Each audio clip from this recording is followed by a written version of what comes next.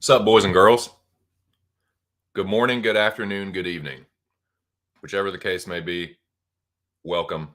You're listening to Just My Two Cents. It's Monday, June 19th, 2023. And that means it's going to be another recap show, another recap / preview show. I'm going to be recapping UFC Vegas 75 that took place on Saturday at the Apex. And I'm also going to be previewing UFC on ABC 5 / UFC Jacksonville / whatever else they want to call it, because they have about 10 names for every fight card now. So that's what this stream will be about. It's Juneteenth. Happy Juneteenth, everyone. Hope everyone's enjoying the holiday. And I'm going to try and enjoy the holiday myself with the missus. This is not going to be a very long stream. Hour and a half at the most. So join me, won't you? If you care to. If not, I'm just going to blow through this recap, hit the preview, and then get the fuck out of here. Going to be a very, going to be a much shorter stream than these have been recently. So without further ado, I'm just going to get right into the recap. UFC Vegas 75. Well, before I do that, getting ahead of myself a little bit. First and foremost, shout out to my dude Aaron the Dog MMA. Subscribe to that channel if you haven't.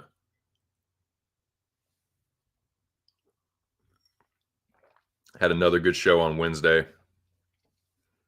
It's one of the highlights of my week. Got another one coming for y'all on Wednesday as well, this Wednesday. So make sure y'all check him out. Subscribe to that channel. He puts out content all week, not just covering the UFC. He is the LFA Whisperer. So check him out. Subscribe to that channel. And tune in Wednesday.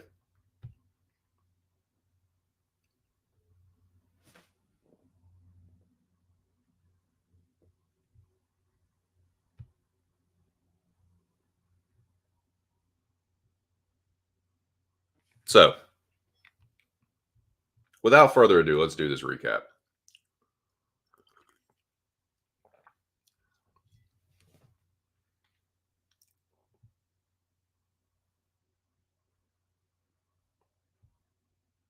Well, I think that's being a little short-sighted, but yeah, those are good.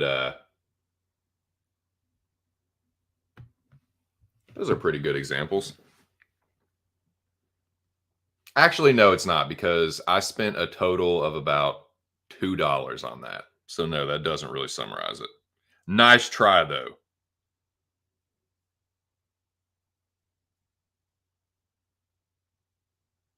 How are you?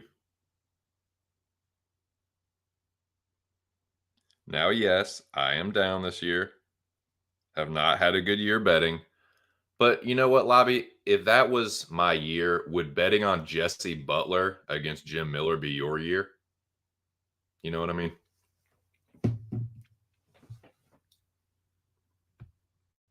I don't know. You tell me. Good. You shouldn't be tailing any of it. You shouldn't be tailing, period. I know you're not, though. You're just being a smart mouth, trying to wind me up early. But nah, man, you shouldn't be tailing anybody. I know you didn't, though. Hey, dude, what's up with that fucking? I should be getting mad at you, dude. What's up with them fucking Brazilians, dude? What up with that all Brazilian G? Having Butler, period. Having Butler, period, is just as embarrassing. So just know that. What up, General? Peace to you as well, my dude. Shout out to the whole Texas. It's a Texas-based holiday today. Like I said, happy Juneteenth to everyone. Hope everyone's enjoying it. Hope you actually get the day off.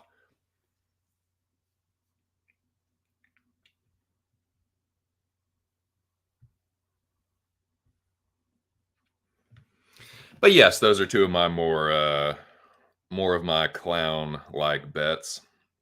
But yeah, man, let's get into this recap. Hope y'all doing well this morning.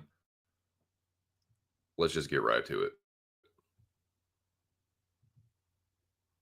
I tell everyone not to do this.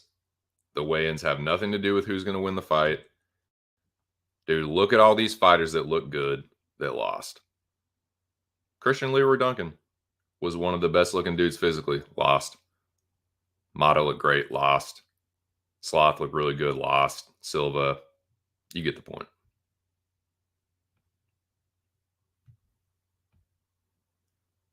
And you know what? Excuse me. You know what, Lobby? I don't have to explain anything to you because this explains it all.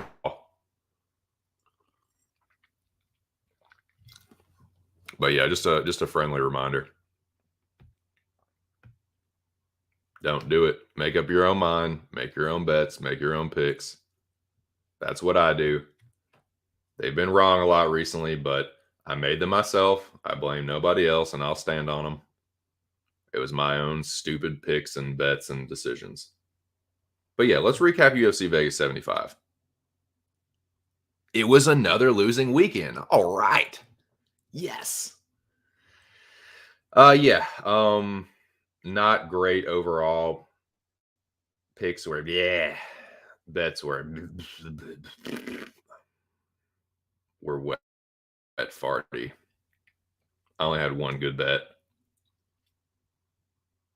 which I'm going to desperately cling to give me some kind of hope for next week or this week. But let's go. We're going to go through the card fight by fight. I'll tell you what I thought about him briefly. Like I said, this is not going to be a long stream. I'm going to get in, get out of here. Hit and get. First fight. It was a weird one, dude. Well, you know what? It was a good one. Let me just say that. It was a good one. The scorecard 30-27 for Bukauskas is fucked up. Because he did not win the second round of that fight. There is no fucking universe where Modestas Bukauskas won round two. He just didn't. The first round, dude, if you have it 30-27 Palgua, I'm not mad at you. I scored it 29-28 for Bukauskas. But if you had it 29-28 Palgua, if you had it 30-27 Palgua, I'm not that mad. I'm not dying on this hill. I thought Bukauskas just edged it, but the first and the third round were really close. I thought it was a really good fight overall. I enjoyed watching it.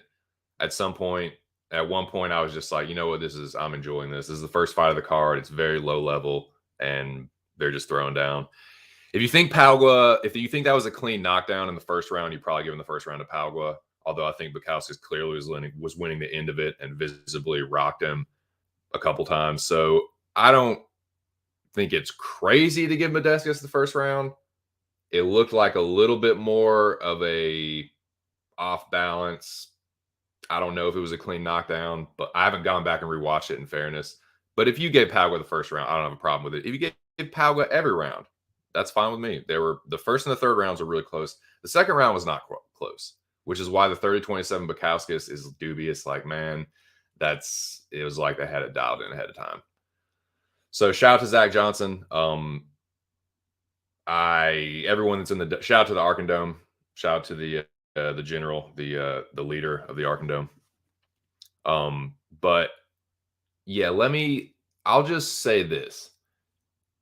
Talking about it in the dome, like I just decided with me and Zach's friendly wager, I'm just gonna call it a push. I just decided, look, man, I'll still advertise the hands down. You put the John Thompson picture up, and we'll just do it like that.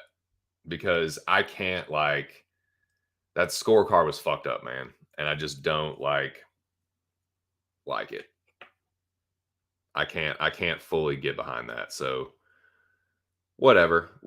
It was more or less a push, but technically Bukowskis won, but I don't know, man. Too close. Just too close.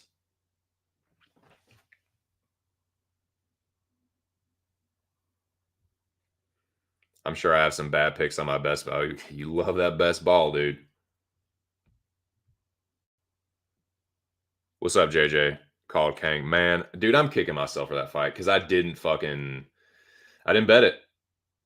I wasn't wide enough. Fucking idiot. What's up, Jay, though? How are you? How was your weekend? Had it 29-28 Bukowskis. Yeah, I think that's fine. I don't think it was clear. I thought it was close. I scored it for Bukowskis. I also picked Bukowskis. So I'm taking that into account, too. It was close. It was a good fight. I thought it was fight of the night. The burning questions that I've had for the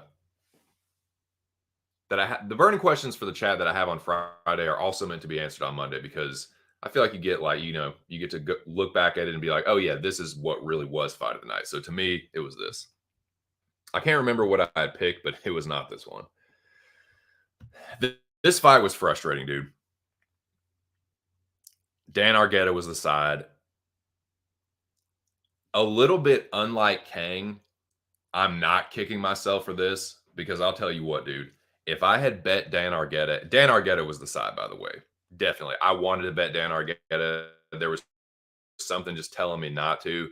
I guess it was this. But, dude, he was winning that fucking fight. He was clearly the side. He was out grappling Lawrence very easily. Like, the read I had on him was right. Like, he's going to be a wrestling rat. He's just going to cling to fucking Lawrence like nothing and just do that shit. So, he was. I don't know what the fuck Peterson was looking at. At least he went back and looked at it and corrected the mistake. They weren't just like arrogantly like, no, just what we say goes. Nah, I'm the ref. I make the call, being like an umpire in baseball. Like, nah, my strike zone. Like, nah. He went back, looked at it. It's a no contest, dude. That has got to be so fucking frustrating for Argueta bettors.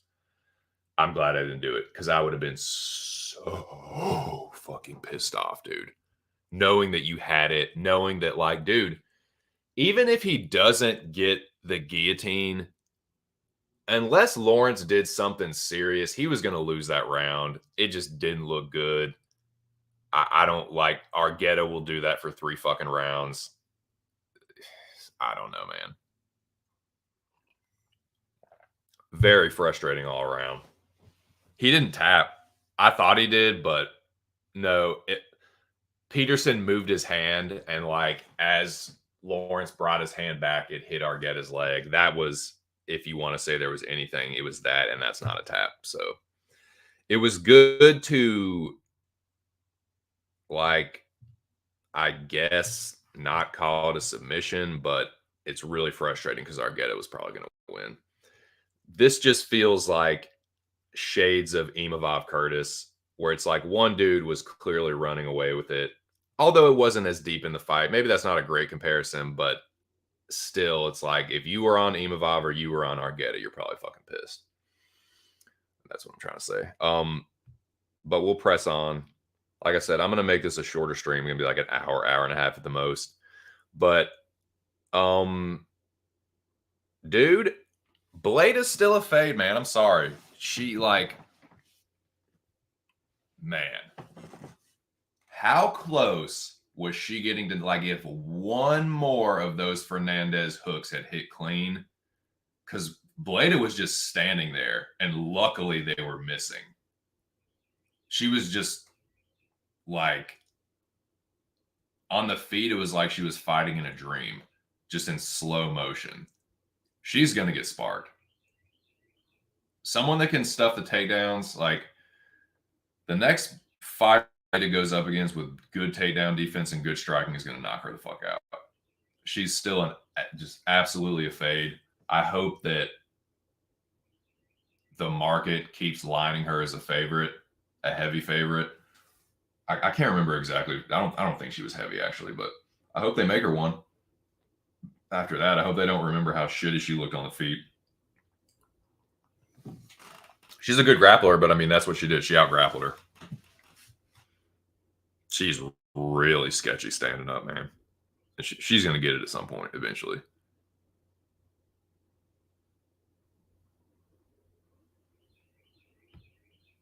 Howdy. What's up, Jackie boy? Howdy, Pard. Yeah, Argetta definitely the side. For sure. Yep. Peace and prosperity. Spider-Man pointing meme, I thought, but turns out Argetta was Arbetta. Yeah. Homie's dapping up. I guess to see if he was unconscious, but he clearly wasn't. He clearly was not unconscious. His hand was, it's not like it was at like limp at his side. Like, come on, man. What's up, Zach? Yeah, you just missed the Modescus Palgua. I mean, we were pretty much talking about it in the dome. Like he had it 29-28 either side. If you had 30-27 Pagua, I'm not even mad at you. That's why I think it was appropriate the way we handled the wager, but you know, just not. Teresa Feta, yeah, for sure. For me. Homie Noah, yeah, for sure. Texas in the building strong. I know, dude. It looked like she was about to get fucking choked from Fernandez's guard. Unreal. Ronnie Robbie had him just where he wanted. I like it. I like it. Channeling the Jackie boy. Bondar, dude, go hang out with Blake Builder being a showboating goof in a fight that you're losing. Just birds of a fucking feather. What are you doing? Like, if you were gonna take, dude, slipping punches is not easy. I don't know any of y'all that have fucking like boxed or fought or done any kind of striking. Slipping punches is like one of the harder things to do. Like, it's much easier to just put your hands up and block the shit. Like, so if you can be that good at slipping punches, why are you not why are you not slipping a punch and countering? Why aren't you slipping and ripping? You just slipping. It's obviously Bondar is talented. Like, he obviously has some decent boxing skill on the feet. It's like, why are you just like, you're just showboating? You're just trying to be like fucking Prince Nassim with no offense. It just didn't make any sense to me, man. I don't know. Hernandez clearly won that fight. I'm glad oh my God. I'll tell you what, I lost this weekend, but I could have lost a whole lot more because I almost parlayed Bondar. I dodged a couple bullets, man, because I really could have taken a bath.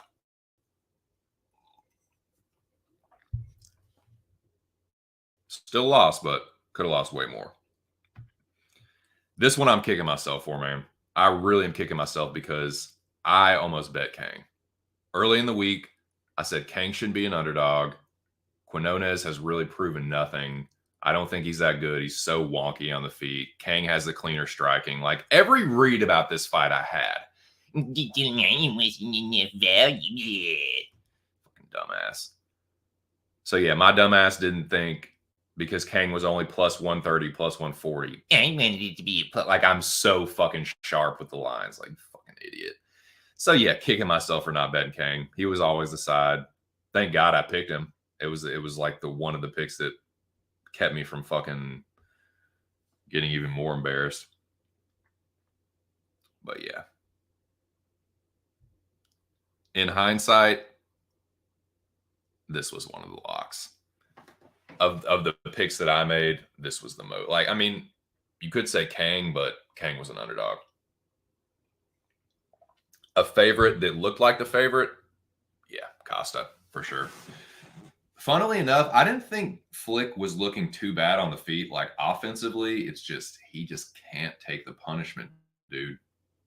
I didn't. Costa was fucking his legs up too, man. That peroneal nerve was all fucking jacked up.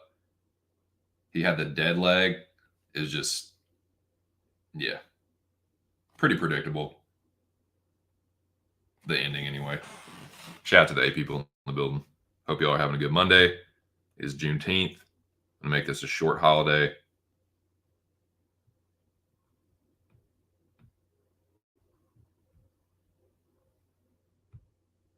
Well, it's a big show. What are you doing? What up, show? Shout out to the boys at Pub Sports Radio. Well, I didn't win the damn contest, but there's always next week. Yeah, man. Shout out to the boys at Pub. Hope you had a good weekend show. Baby Bonda being a dumbass. Kang. Another hype job down. Yep. People were pretty high on Canones. It's like, Kang isn't that bad. He was doing his best Zorilla impersonation. Yeah. How could you pass on betting a 35-year-old bandit? Lobby? Well, you were asking for it this morning, dude. You must be all fucking live rosined out, man.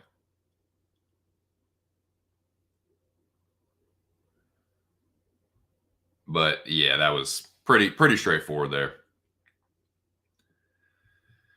I mean, what you see there is what happened. That's just Nicholas Dalby putting in a very fucking Nicholas Dalby-esque performance. Just like that's how he fights and wins. Just being there, cardio, kicks, fence push, like just being there. I don't know how else to describe it. How else would you guys describe that win? Like he just Nicholas Dalby'd him. He just was himself and just did that for three. He just was himself for 3 rounds and then won. Again, another bullet that I dodged. I was like, oh, Salikov, way more dangerous on the feet, dude. I just blacked out him in a parlay. Glad I didn't. Real glad I didn't. All right. Well, Baby Bonda, we'll be back. Zach's pick of the week brought to you by Hands Down Beef Jerky. I'm assuming you were saying son. Costa KO plus 125. Ding, ding, ding, ding, ding. Dude, nice one. Nice one, Bo. By the time I looked at that, it was even money and like Kang. I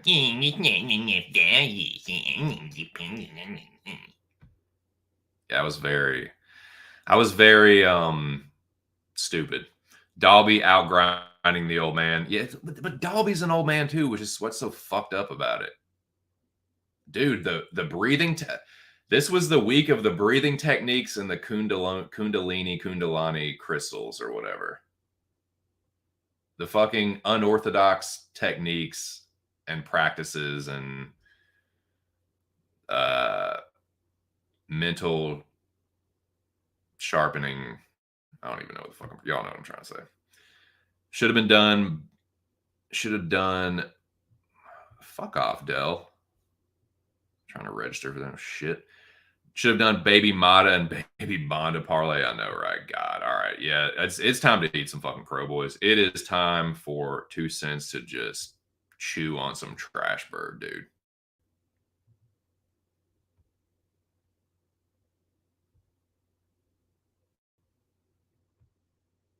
Yeah, there's a couple people where it's like, you are not the age that you say you are. You're just not.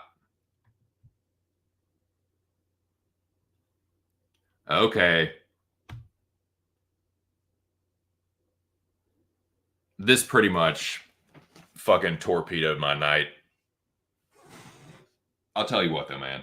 I don't hate myself for making this bet. It wasn't a great bet. I can't call it a good bet. I'm not going to call it a horrible bet. He at least went out there and tried. If he had just gone out there, done nothing, and gotten sparked, I'd be like, that was a really shitty bet. He at least tried, man, and he did rock him.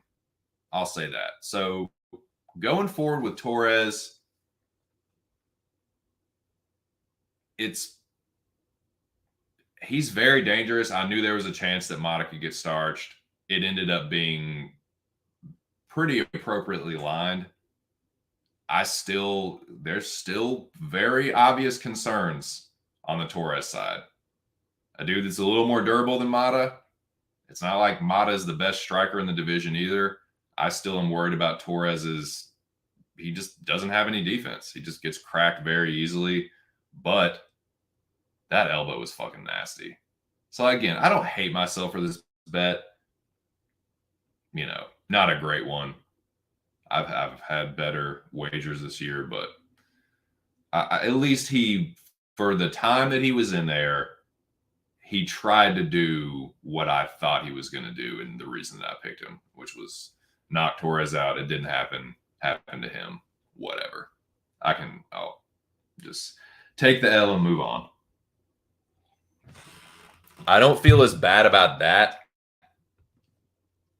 as I do about this. This was just a bad bet. This was a bad bet. I should have known Sabatini would bounce back. I tried to get cute and fade the guy. Everyone was on Almeida. Shout out to my dude, Aaron the Dog MMA. Aaron the Dog MMA did warn me about this. He was expressing his concerns for everyone being on Almeida. He was the fucking MMA Twitter dog of the week. And Aaron his spotty sense was tingling. And yeah, to me, this was my worst bet. I can live with Mata. Mata hurt him. He tried to get the KO early. That's what I was expecting. It didn't work out. This one, like Almeida, did not have a chance. Sabatini was on him like white on rice and a glass of milk and a paper plate in a snowstorm. He just grapple fucked him and then choked him out. I thought he was going to get knocked out in the first round. I thought he was going to get GMP'd. He was getting fucking smashed, dude. Sabatini, brother, he taking this guy down, smish his face, he moving, choke this guy. Like, fuck me. That was my bad bet. That was just a bad bet all around. Again, Sabatini looking like a minus 700. Clown shoes. Fucking clown shoes. Now, my night was pretty much over. The only way for me to break even was a very long shot. And by the very end of the night, when it was all said and done, it was never going to happen. But thank goodness there was at least one bright spot. There was one spot where it's like, okay, you're not completely insane. You're not the worst that's ever been at this. But it's ironic because of all the dogs that I bet, come Friday, Saturday, this was the one I was most concerned about because I've been talking so much shit. This was the dog that I was on that I was really mouthy about this week, where it was like yeah, like I understood Mata could get knocked out. I understood that Almeida could get out grappled by Sabatini, but like I was really confident in this dude, and this was the one I was sweating because I was like, of course, Mata and Almeida get smoked. Of course, Petrosian's going to lose like a split decision. But he didn't, man. I'm like, thank God. I'm thank Godding this one. Shout out to Armin Petrosian. I did tell people, I told people he was going to make the dude look crazy on the feet. Man, if Armin had 3 inches more of reach. Because you could see, dude. Noah said this in the dome yesterday. I completely agree. Dude, he had Duncan teed up so many times with punches, and it's like if he had 3 more inches of reach, he might have knocked him out. Because he had the reads, dude. He had like Duncan got exposed as a little bit of a hype job. Now, look, I'm not going to say the guy's a bad fighter. He's clearly very talented. He has all the flashy shit down. He has the fucking tornado kicks. He has the fucking Uramawashi. He has fucking the elbows in close. Like, he has all the dynamic, like, out of nowhere explosive attacking shit. You know what he needs to do? He just needs to Bud Kilmer. Stick to the basics. Stick to the basics. Oop to you. Nah, dude. 1-2. How about a 1-2 straight down the pipe? How about a 1-2 pull back counter 2? How about a 1-2-3? You know, like, let's get the basics down a little bit. The talent's there. He's got the reach. But he went in there and, like, tried to be fucking MVP, Raymond Daniels. It's like, dude, that's not going to work against a high-level striker. You can say whatever you want about Armin, but if nothing else, he's a pretty good kickboxer. I'm telling you, if he didn't have T-Rex arms, he probably would have knocked out RoboCop. He might have knocked out Christian Leroy Duncan. So, again, I'm not like writing Duncan off completely. I'm glad that I was right about this because this is just exactly what I thought was going to happen. I was worried it wasn't going to happen like that because I was like, well, my luck is just fucked here. But no, this was the exact read I had. Like, he was just the better striker. The meat and potatoes, sticking to the game plan, not fucking getting put down like some of the jobbers that Duncan had fought. Like, the talent's there, man, and he's young enough to like improve and shore up the holes in his game, and he'll be fine. Just a little too much hype. A little too much too soon. That's all that is. But yeah, thank the fuck Christ. This is the only bet I cashed. Armin got me a little over half my money back. Thank you, Armin Petrosian. But yeah, I'm going to take that and just press on with my life. This dude, Maine, I don't know, dude. I'm looking a little sideways at Armin Sarukian. I'm sorry. I don't give a fuck what you say about, oh, it's all five, bro. One punch can't change anything, dude. Like, I'm sorry. Like, no. Again, I'm not like saying Armin is trash. I'm just saying maybe pump the brakes a little bit. There's way better strikers at 155 than Joaquim Silva. Maybe it's a little bit of Sarukian just like overlooking him. Little too overconfident on the feet, maybe. Joaquim Silva almost knocked him out. It's not good. I know Silva's powerful, but he is a motherfucking, what is it, boys? Jabroni. He's a jobber. You're supposed to smoke that dude. Smoke him. He's been smoked before. Nasrat Hakparast. Smoke that motherfucker. I say again, Nasrat Hakparast one punch Joaquim Silva. Smoked him in a matter of minutes. Not a good look from Armin.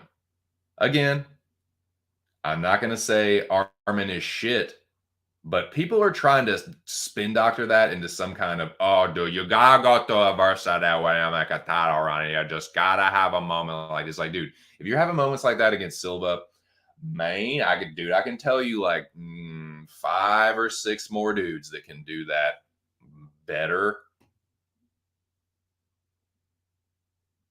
So that was a little bit of a fucking red flag for Arman Sarukian. And I've been pretty high on that dude. I was all over Sarukian when he fought Ismagulov. I was like, this dude it's not on Arman's level with the grappling, but dude, looking at Arman, he is talked about as a contender. I don't think that's crazy necessarily, but like, you got to look at that a little bit more carefully now. Like, I don't know, like, is he the next guy up? He might be, but again, you can try you not try. You can poke holes in anybody. You can find fights from fighters where everyone like has moments of adversity. I'm just saying, like, that was Joaquin Silva is not supposed to really do that to you unless you're a Jabronito. So again, not like totally writing Arman off now, but like I'm gonna be looking at him a little sideways when he gets bigger fights. That's all I'm saying.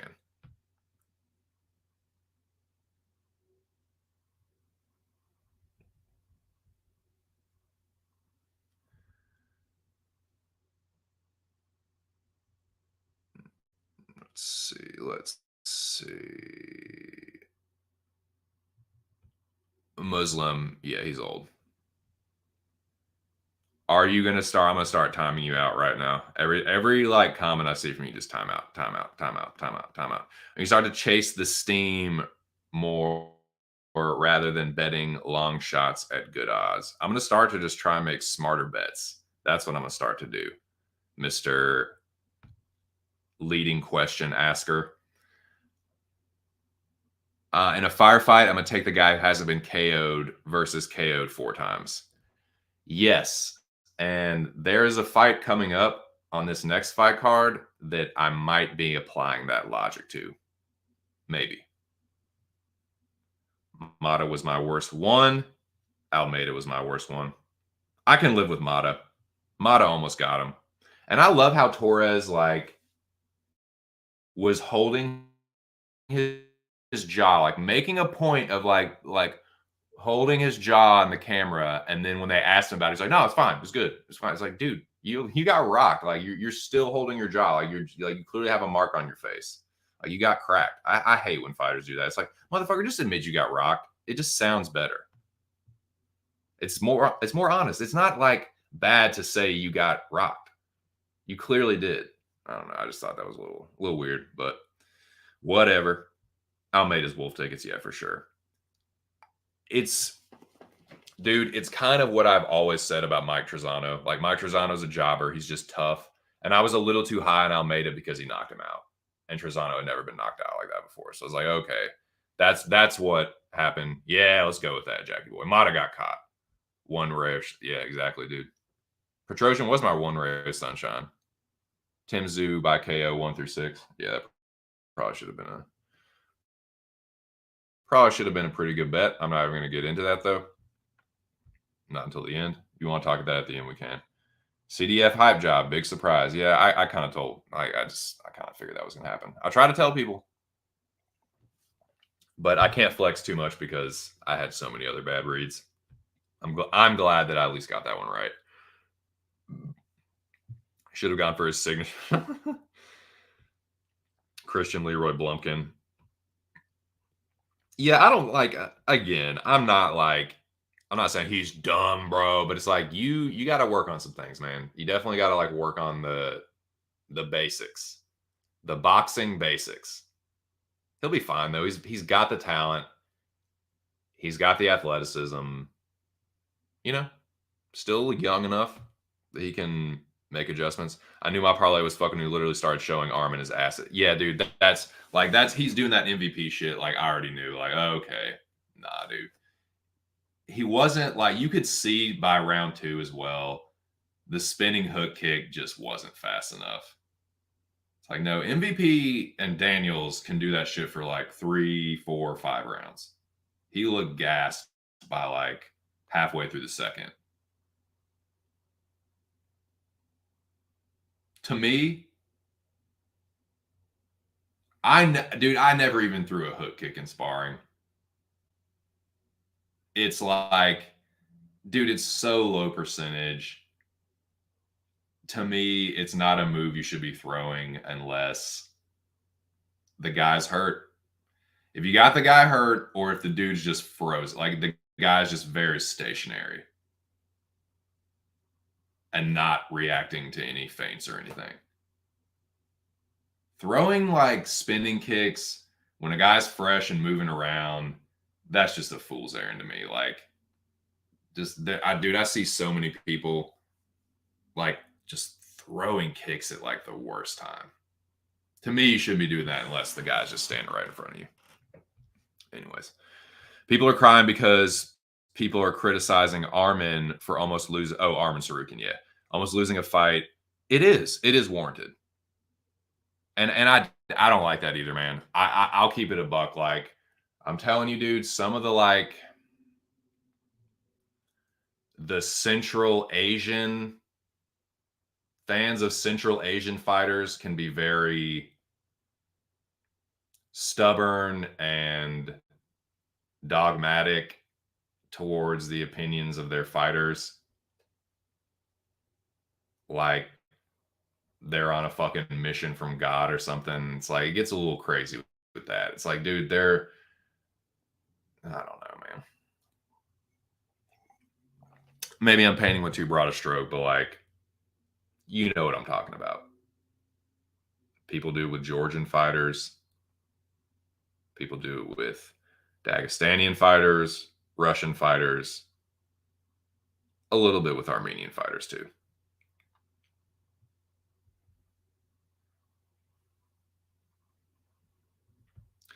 Yeah, and that's bullshit too. Like, there were probably some guys that didn't want to fight him. So I think I'll split the difference there. I think there were some guys that didn't want to fight him, but I'll tell you what, there were some guys that are like, that's a bad look, dude. You can't be talking like that. Like I'm the boogeyman, and then almost get fucking slumped by Joaquin Silva. That's just not a good look. And I guarantee you what, keep that same energy, Armin, because dude, Jackie boy, tell me there ain't going to be some people signing up to fight Armin Sarukian now. Tell me that he won't be getting some more fight offers now. So he better keep that same energy. He better side there. He's going to get he won, so he'll get another fight, presumably against a better fighter than Silva. So let's keep that same energy, Armin Sarukian. You better not be ducking any smoke. There better not be no, oh, I hurt my hand or shit like that. It's not a good look, man. Oh, 100% Utah. Good job. Oh, yeah. Islam's striking has gotten way better.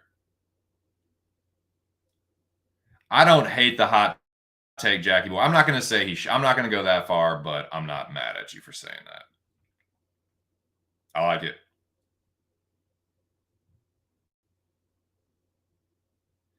Yeah, going back and looking at that, dude, I thought he got robbed by Scamrot, but looking back at it, it's like, oh, you had a really close fight with him. Even if you think Armin won, it's not like he ran away with it. So yeah, I think it's fair to say, it is fair to say that Armin is a little bit overrated.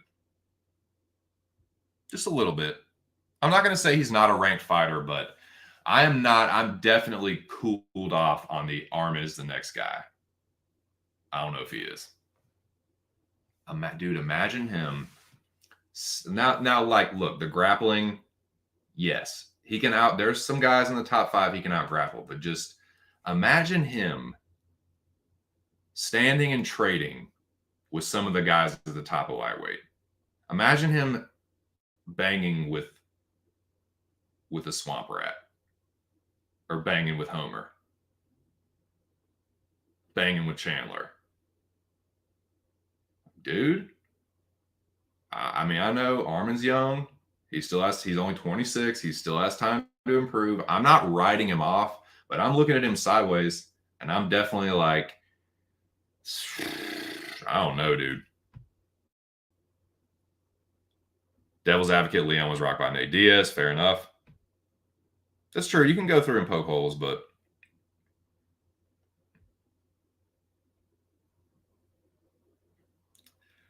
I mean, that's a fight you want to give him to get him back on track. That's the fight that his fans want, I'm sure. But all right, let me. I'm not done eating crow, gents. Got one more big piece of it, and fuck, dude, I don't even know what to say. Jared Cannonier had Marvin Vettori looking like that for real. He had Marvin looking like Sloth for real. Like I call Marvin Sloth because that's what his face reminded me of when he beat Carl Roberson and he was like screaming. It just reminded me of Sloth. But he doesn't really look like that all the time, but he was looking kind of he looked more like Sloth than he ever has before after Cannonier was done with him. To me, Cannonier, that was performance of the night. That's probably performance of his fucking career. Now, granted, Vettori gave him exactly the kind of fight that Jared Cannonier looks good in, where you're just standing and trading. Marvin Vettori with maybe the worst game plan ever. The guy's tough. He probably has the best chin in UFC history. I don't know, man. Him or Max. He was just eating huge Jared Cannonier right hands, just clean, just eating them. Let me fucking choke this dry turkey sandwich down, dude. Eating it like a damn dry turkey sandwich. Like it didn't taste good, but he ate the motherfucker. It's unreal chin. But dude, Cannonier, he has the time stone. Unfortunately for me and anyone else that picked Marvin, anyone that bet Marvin, I'm sorry. God damn, I'm sorry, boys. Sloth got his fucking ass whooped.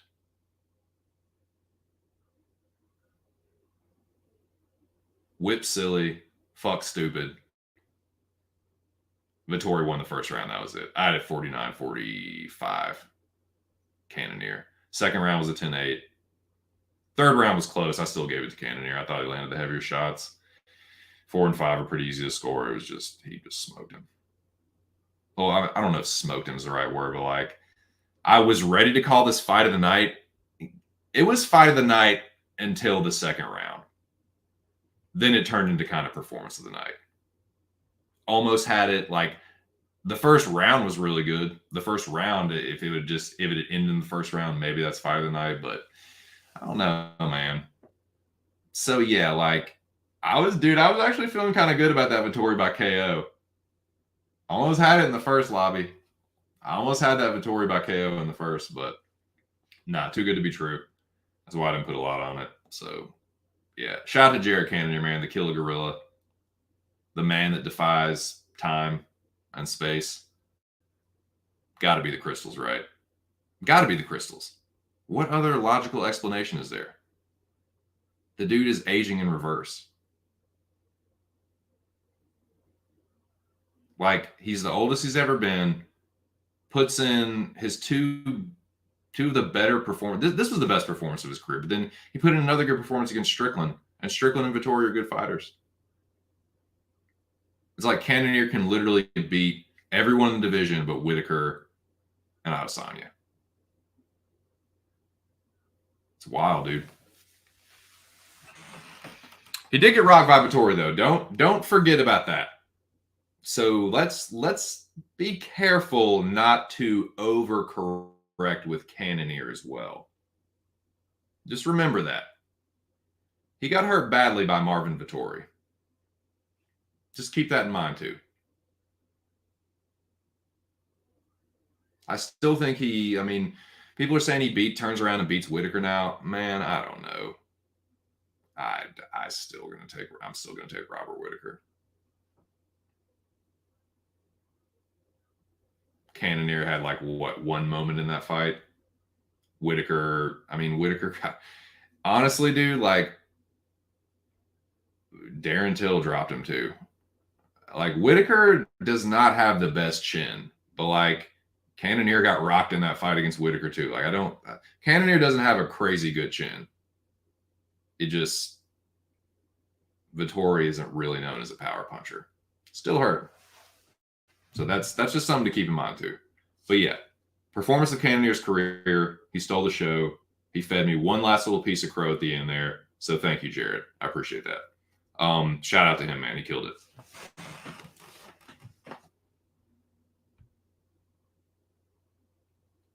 I thought I had that for 1 second too when he got, but then Cannonier's good up get up game is really good. Thought I had that for a second too, but alas. Unfortunately, the Zhang Li parlay did not make it. Neither did the spirit of the Zhang Li. Neither did my slate. Armin, like I said, Armin got me a little over half my money back. Still almost a unit loss, which brings my grand total to almost, I've lost almost $60 this year in total. Frustrating picks. Argueta was really frustrating. I wouldn't have lost any ground if Argueta had won like he was probably going to, but oh well. Could have been worse. Can always be worse, boys. So that's UFC Vegas 75. That's all I really want to talk about it. Probably for the rest of my life. Did not go very well. Had 3 really good reads, only bet on one of them. Smart. Real smart. But yeah, that's what happened. We were flirting with 10 people in the building, boys. Not a bad stream so far. Would love to get 10 people in here, but we'll see. There's still a little time. So that is what happened there. And now we will move forward. We will press on to UFC Jacksonville. Onward and upward, gentlemen.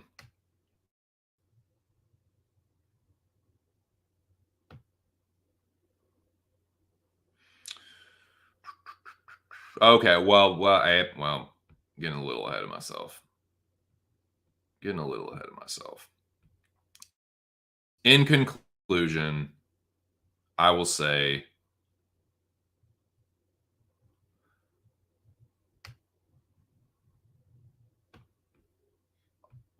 do that. I was getting ahead of myself.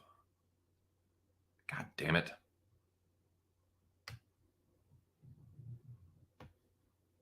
There we go. Just to wrap up UFC Vegas 75. Like I said, fight of the night to me was Bukauskas and Pagua. The snoozer was probably Salikov and Dalby, honestly. Robbery potential, you could say, but Bukauskas, Pagua, fair enough. My lock pick, at least, was Costa knocking out Flick. My parlay buster of the week was obviously Armin Petrosian. Like I said, fight of the night to me, Modestas, Pagua, and Jared Cannonier stole the show. So that is my my final answers. Now, let's officially move on to Jacksonville.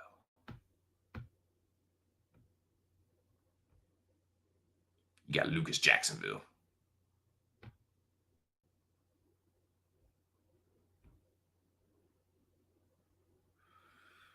Okay. Catch up with the chat.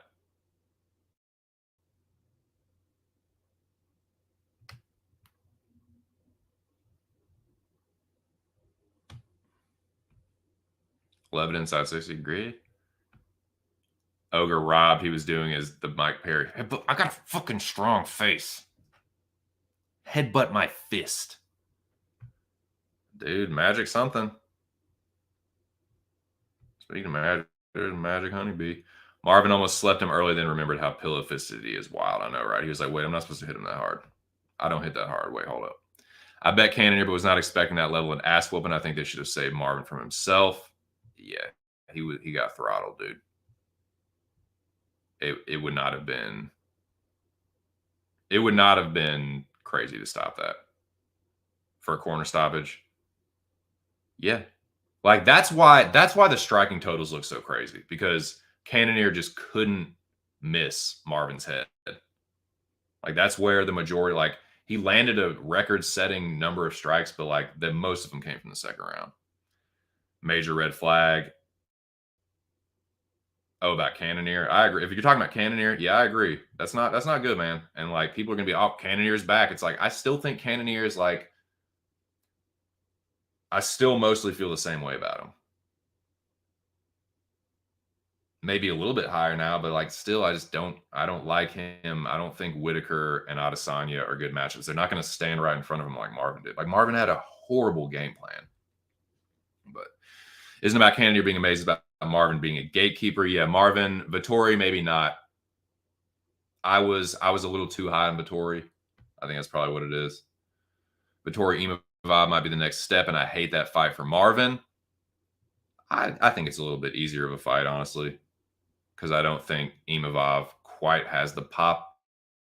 I don't think he hits quite as heavy as Cannonier, although he is a good striker. Marvin peaked at 26. Yeah, that's fair. Keith Peterson, max bet Ronnie had to bail him out. Yep. Yeah, he won't gonna let that happen. What's up, TNT? Said Jillian Robertson submitted Pierre Rodriguez with a ghost tap and got a submission victory, but Ronnie Lawrence's ghost tap gets called a no contest. I know. Just the way of the world. That's just what happens sometimes. All right, boys. Well, let's get into this fucking UFC Jacksonville, dude. Let's get into it, man. I have looked at the card. I've checked it out. And I did something this week that I've never done before. Not for the entire card. I've never done this for the whole card. I've done this sort of like thing before, but never really done it for the whole card. Never really made this like official, where I actually wrote stuff down. Let me tell you what I'm talking about. I know I'm being vague and cryptic here.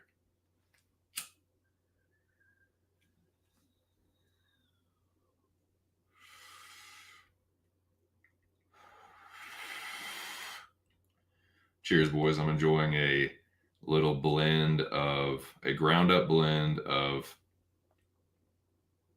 bay glue and Hindu mints, which is Hindu Kush and animal mints. Got some of that day before yesterday, and then got the bay glue yesterday and ground them up and then mixed them together. And then I'm now smoking them in a chill. So cheers. And I'm going to reload, and we're going to talk UFC Jacksonville. Like I said, I did something that I have not done yet before. I've heard from several people that it's a good idea if you're gambling on fights. So I did it. Little experiment. We'll see how it works out. One or two of you might know what I'm talking about, but like I said, I did something that's like people have told me is a good exercise or a good tool to use or a good thing to do before you start to, or as you're breaking down fights, before you start to, whatever. I'll tell you what I'm talking about.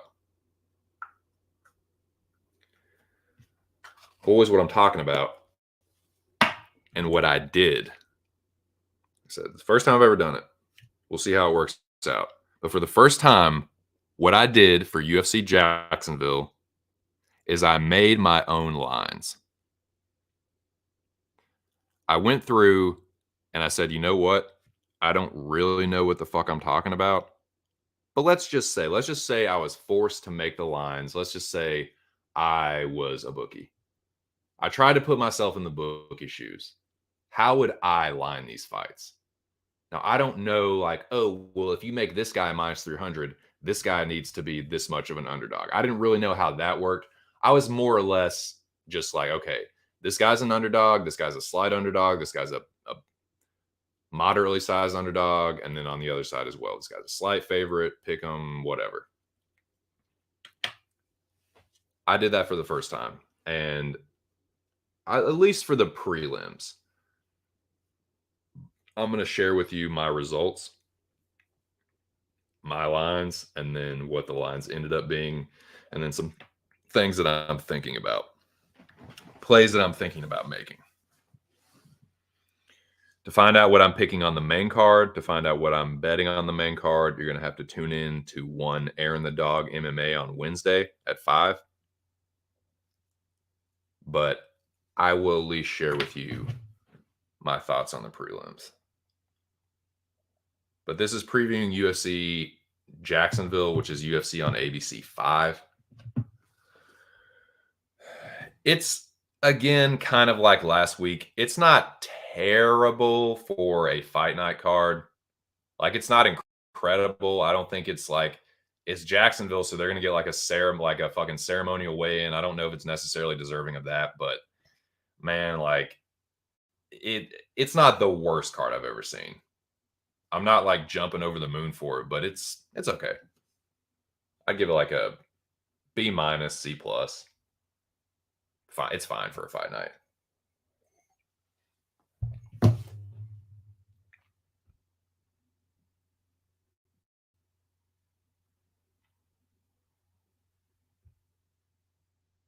I know it. They just put the fuck to us. Yeah, I don't think Imavov hits as heavy as Cannonier, but he's more precise, and I think Marvin's granite chin might be right. Dude, we've seen it happen before, where it's like this dude has a fucking anvil for a chin. He takes a lot of punishment in one fight, doesn't get knocked out, and then comes back, and it's like, whoa, that didn't look like much, and it just chins him.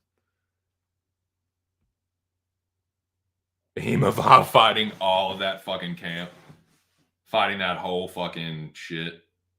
That's what are they? Extreme Couture. Yeah, Imavov. he's the fucking Extreme Couture's #1 enemy, dude. They got beef with Imavov, dude. Yeah, they're keeping that shit gang related. Pretty funny. But yeah, let me pull up the fight card. Like I said, for the first time, I made my own lines. Y'all can tell me how stupid they are, or ridiculous, or what y'all think. But at least for the prelims, like I said, you want to know what the main card shit is and the bets and all that. You don't have to tune into Aaron the Dog and subscribe to his channel and smash the like button when you get in there. UFC schedule.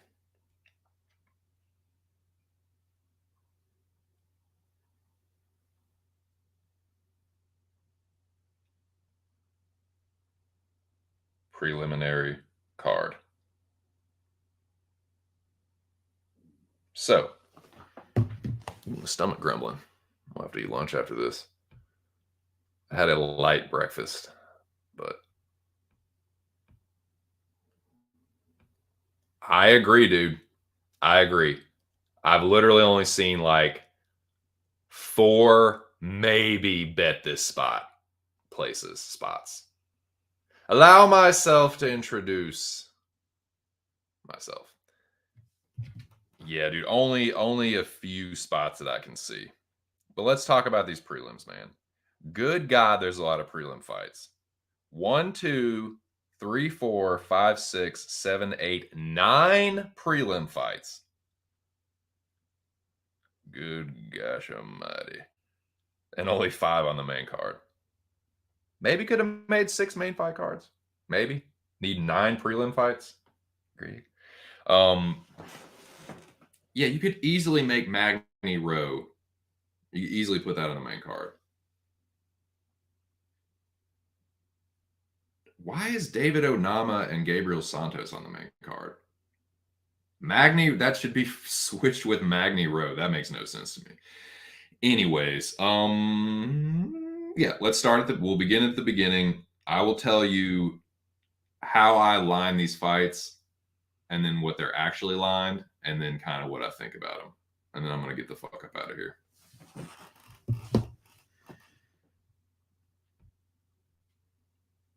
I can't wait to fade your fucking face with your butt. That's what I can't wait to fade. I've only dropped one bet so far. Might be my lightest card of the year. Yeah, I might not bet at all on this fight. On these fights. It seems like I am getting my butt handed to me just about every other week. Sometimes 2-3 weeks in a row. Can't seem to get above water. Just been like slowly drowning. So again, I'm not chasing. If I do bet anything, it will be just a unit, 1 unit, and that's it. Maybe. But I'm not going to force anything, man. I'm really not. I wrote down pass on most of the fights. In fact, let me see. Let me pull this up right now. Made some notes, about 4 or 5 notes. I wrote down pass on 1, 2, 3, 4, 5, 6, 7, 8, 9 fights. Yep. 9 fights. Okay. Without further ado, let's fucking do this. The first fight. And I think, let me pull this up. The fight card opens up with Tatsuro Taira versus Clayton Rodriguez. I have Tatsuro Taira in this fight. It's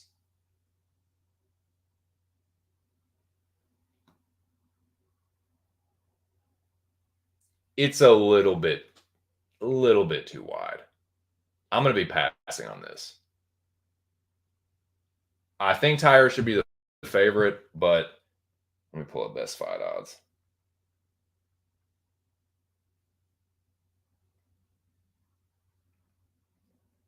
I think he should be the favorite. I think he wins, but he's like over minus 300. I'm just not interested in laying that kind of juice. Although I do think he wins. I don't know, man. I have always, ever since, even before he got to the UFC, I've always just been like, is this guy really that good? Like, he's so young. You know he's going to get better. I think he wins. I'm just not touching it. He's the side. I lined it closer. I had Taira line minus 250 and Rodriguez at plus 175. It's definitely higher than that. Let's see what it opened at. He opened at minus 400. So money's come in on Rodriguez. Taira's been bet down to like that doesn't surprise me. Actually, dude, the best line you can get on Taira is minus 270. That's what I have it at. I feel like it could be even closer. I don't know, man. I'm just passing. I think Rodriguez will probably get out grappled. I think Taira will probably be heavier on top. But on the feet, man, it could get tasty.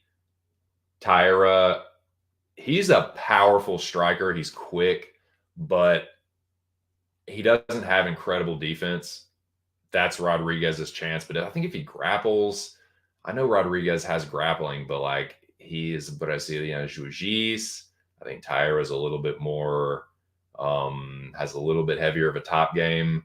I like Taira to win that fight, but at those odds, I'm just going to pass on it. I think it should be closer than.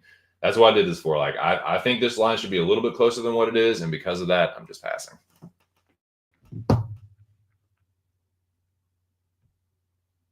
Well, yeah, give me all your money. Yeah, 2 cents casino, house wins. Give me all your money. Give me all your fucking money. Bet right here. Unlicensed boxing. All right. Yeah, I'm passing on 9 fights, and this is one of them. This next one, I think. Where is it? Let me look at the best fight odds.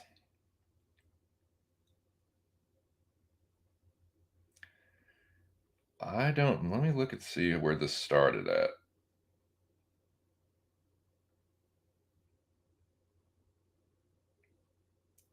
All right.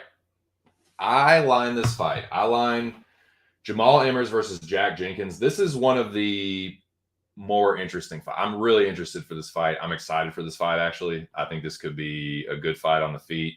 They're both well-rounded. I like this fight. I really do. I think Jamal Emmers should be the favorite.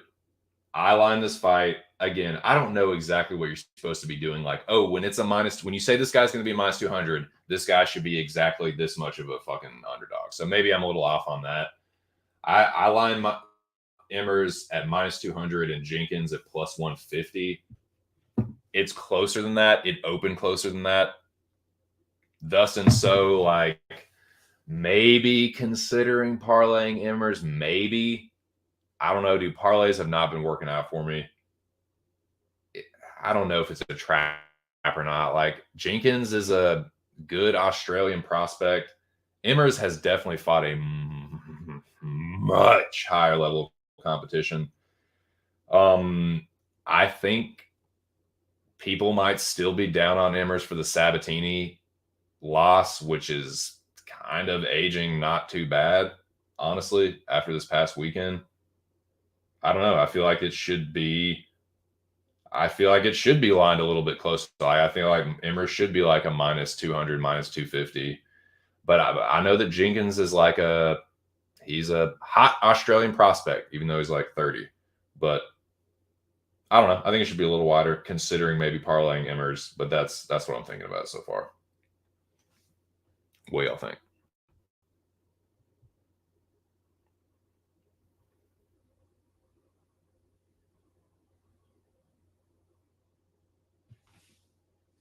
Tell you what I think. I think it is Hindu Mints Bay Glue time.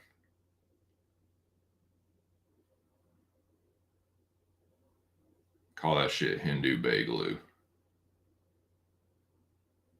Hindu glue. Hindu glue. I like that. Because that shit rhymes. Hindu glue. Bars, dude.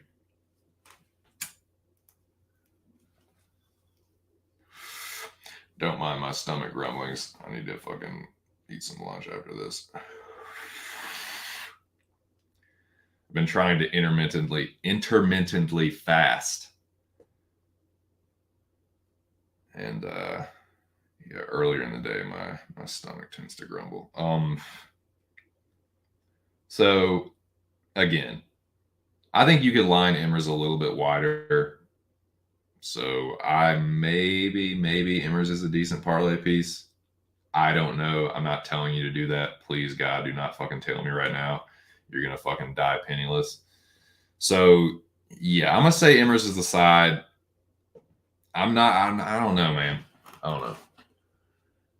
The next fight too is another one where it's like, I just don't know. I think the line's a little off.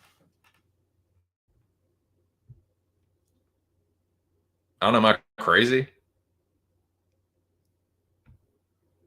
Yeah, that's the thing. Like, Emmers is the way better wrestler to me. Like, I think he could grapple fuck Jenkins. Like, Emmers started as a wrestler because he's like, I want this base for MMA. He wrestled in high school and college. I think he's the better grappler. But yeah, he kind of thinks he's a tough guy on the feet. Yeah, I picked Jenkins in his last fight. I don't know, man. I think Emmers like should be a little bit wider of a favorite. should have opened a little bit wider. So, yeah, I'm considering parlaying Emmers. See what happens. But the next one is really like, I think it's going to be a fucking exciting fight. The under is going to be juiced like a motherfucker. That seems like the smart play. I'm talking about Peak versus Mariscal.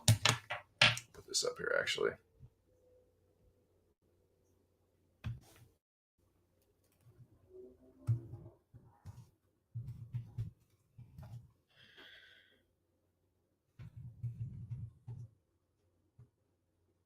Let's see. Peak versus Mariscal.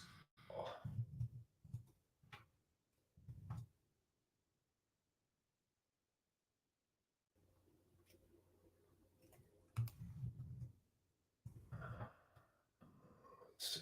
I lined this. Maybe this is a little too.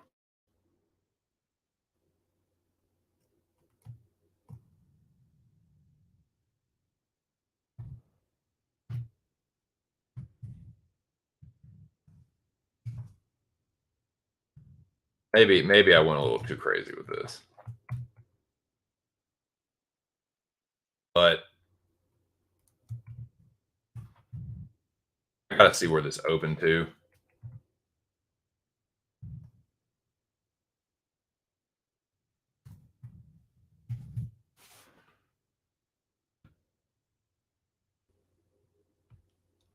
This is what I set it at. Maybe that's a little crazy on Peak. Maybe he should be more like minus 250. But dude, when I saw this was a pick 'em, I don't know, man. This one, yeah, Mariscal opened as a dog. Yeah, okay. That makes a little more sense. That makes more sense.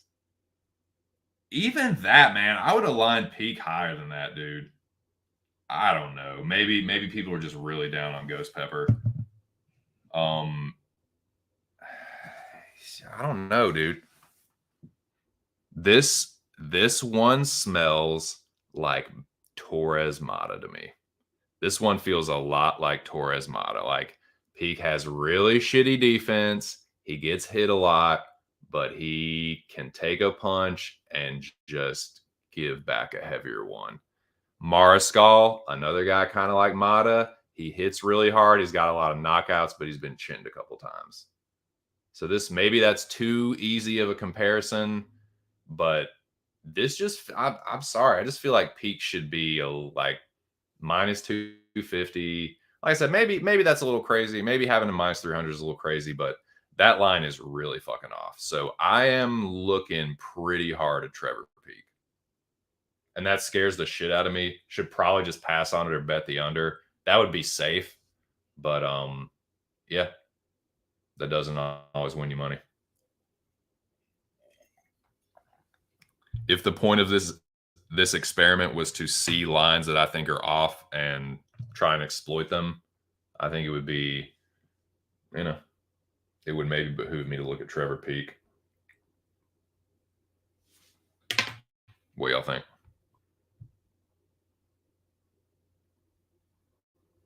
Just tell me I'm crazy so I don't lose my ass this week too.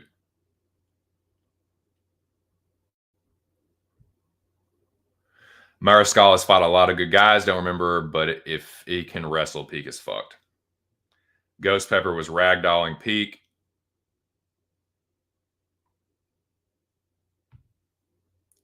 Mariscal, probably the one dude I've taped the most outside the UFC just because of how many UFC guys he's already fought. It's true. Yeah, he's fought a higher level competition.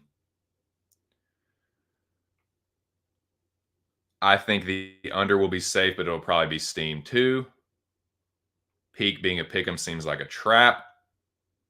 Seems too good to be true, but probably is. You're crazy. Yeah, definitely am. Yeah, fair enough, dude. Fair enough, man. So y'all think TNT, how would you line this fight? Just out of curiosity, like I said, I've never done this before. I'm trying to like be better at betting. I don't really know what the fuck I'm talking about. I'm an amateur. Had way more success last year than this year. This year's just been rough, dude. I'm still trying not to overthink shit. I'm trying not to chase. It's just making some bad reads. Maybe this is another one. I don't know. Maybe we should just stay away.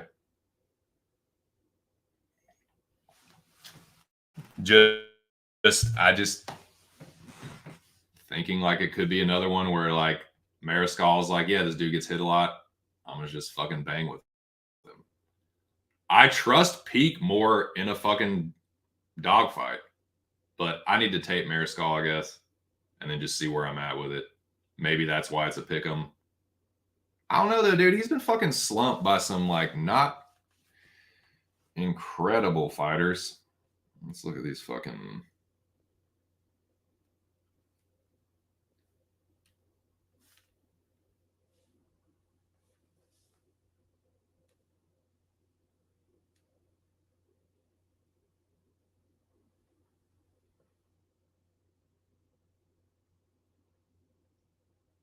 Yeah, I've been trying to fade Peak, and yeah,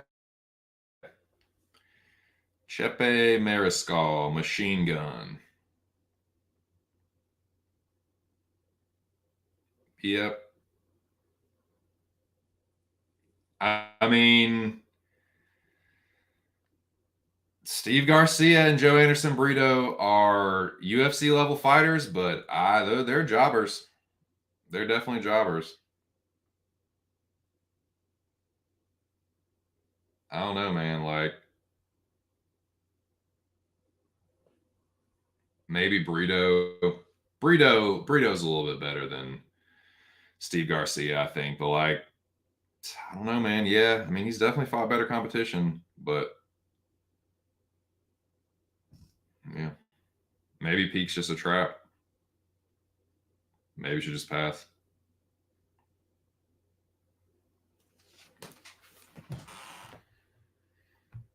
Yeah, I was just looking at that. I was just looking at that. So yeah, maybe that's the judges and the refs are slipping up banana people. Like, what would you like? How would you line this TNT? Like, what do you think this line should be like opened at? Because it opened like Peak almost minus 200. Yeah, maybe it's just a little recency bias. And maybe I'm just like thinking too much about what happened last week. I don't know. Just weird. This is just my little preview. Just kind of thinking out loud. I don't know, man. That just kind of seemed off to me. I feel like Peak should be the favorite, but yeah, Mariscal's he's fought better competition, but he's been put out a few times too. Like he's been knocked out 3 times. Gillespie, Brito, and Garcia. Brito and Garcia both hit hard. Gillespie, yeah, he has decent hand. I mean, he's a wrestler, but I don't know. I haven't taped Mariscal much. We'll see though. Yeah, the under will be fucking. It'll be like minus 500 or something. They should both be plus 200 if you ask me. Yeah. Yeah. Maybe so.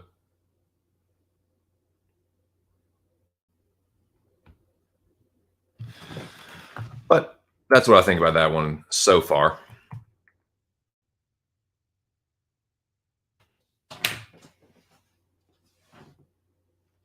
The next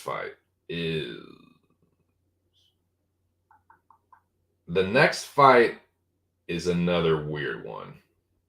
And another one that like I should probably just pass on. It's Jillian Robertson and Christina Ricci. I gotta see what this opened at. Because the line right now,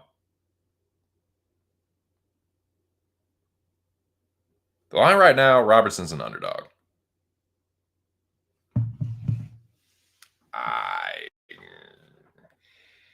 This is how I had it lined. Again, maybe I'm just totally crazy with this, totally off.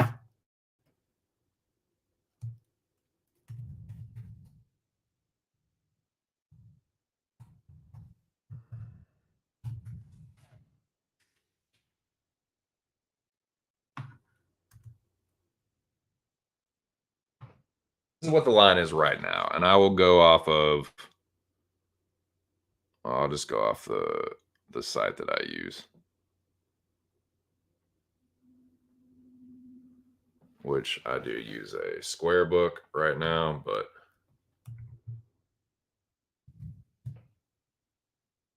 had mixed success signing up for some of these sports books. Some of them make you jump through fucking hoops. This is what it's currently sitting at for BetMGM. And it's similar. It's similar to some of the other books too. Yeah, most of them have Jillian sitting at about this price. So I had it a little bit wider than this for Jillian. But yeah, Jillian is the underdog. Seems like a live dog. Ricci's better on the feet though, so I don't know, man. I had Jillian as the favorite here though. Like way more experience, dude. I had Jillian line minus 150, minus 175 between there and Ricci as a plus 135 underdog. That line is off to me, but this also seems like a trap. I might just be passing on this. It's dog or pass for sure. I think Jillian's a live dog. On the feet, yeah, I'd favor Ricci. But Ricci is a black belt, and she might just think she's the better grappler. And I think that's dangerous with Jillian. I think Robertson is like one of the most dangerous submission artists in that division. I mean, yeah, it seems like a dog or pass situation for sure. I might just be passing, but if I do bet anything on this fight, it's gonna be Jillian Robertson. I don't know if I am though. I have been trying to swear off betting women's MMA, especially like mid-level stuff like this. It's been with mixed success, but I might just try and stay off of this. But to me, it's Jillian or pass. I mean, people feel more strong about Ricci though. Maybe they think she knocks her out. I don't know, man. I just don't fucking know. It's weird.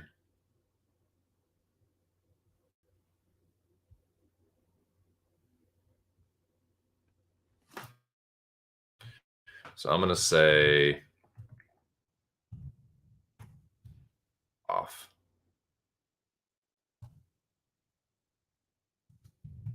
Should be slight.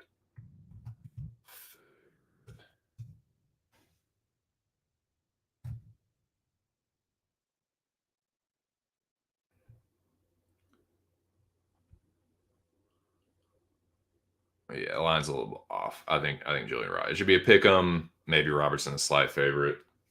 Let me see what that opened up as.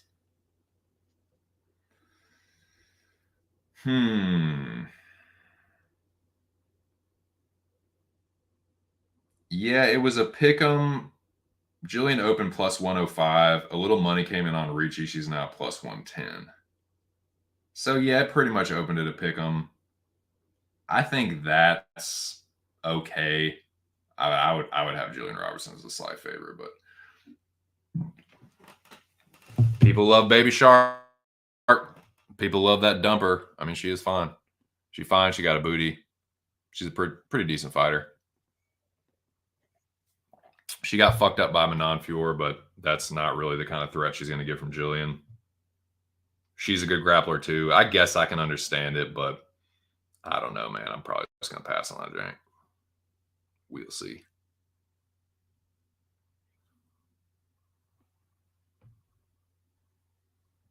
Yeah.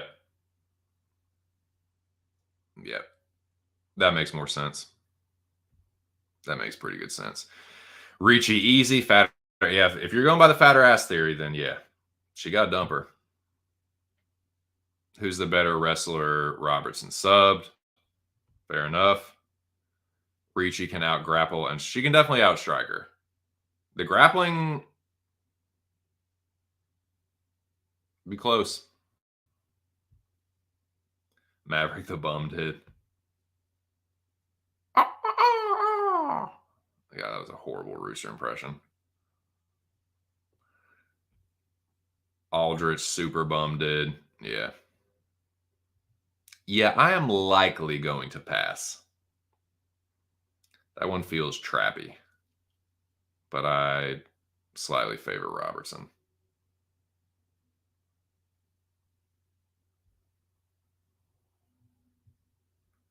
But I am just really, really trying to get away from betting WMMA altogether.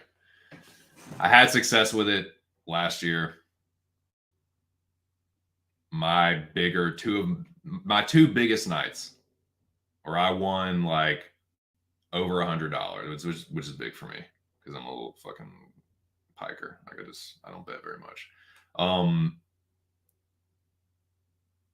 the two biggest nights for me were WMMA. I won't say heavy, but like one of them was Blanchfield. I had Blanchfield inside the distance and some parlays. The other one I had Macy as an underdog. So like I had some success with it in 2022. This year, it has been biting me so fucking bad. I'm just trying to swear it off because there's been all these crazy upsets, even at the top. There's all this fucking like variance and volatility with chick fights. This one seems like there's going to be a lot of it too. So I'm just probably going to pass on it. The thought of betting that fight's a little scary, but I'm tempted to bet Julian. I'm not going to lie.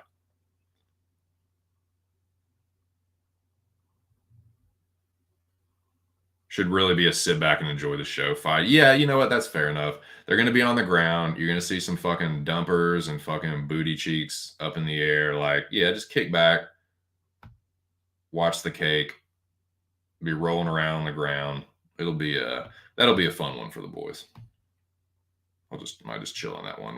No use in sweating that one when I can just look at the fucking legs and cheeks and shit. So yeah, maybe that's what I'll do there. Now this one, I have a pretty strong lean on, but I don't know what I'm going to do with it, if I'm going to do anything. I'm talking about Rebeshki and Loik Rajabov, however you pronounce that.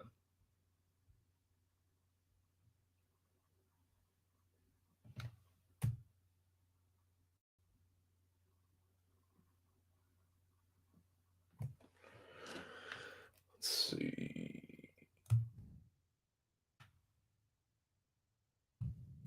Rebeshki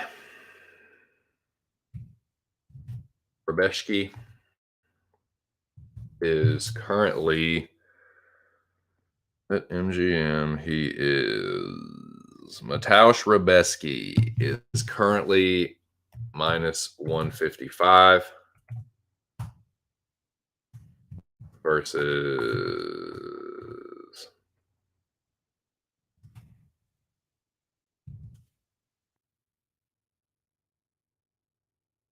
Rad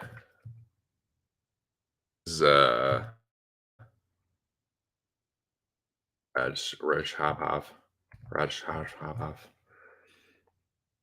And he is currently less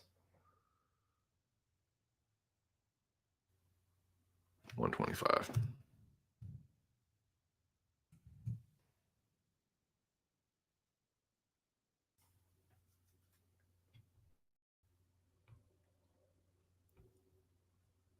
This is pretty close to what I had.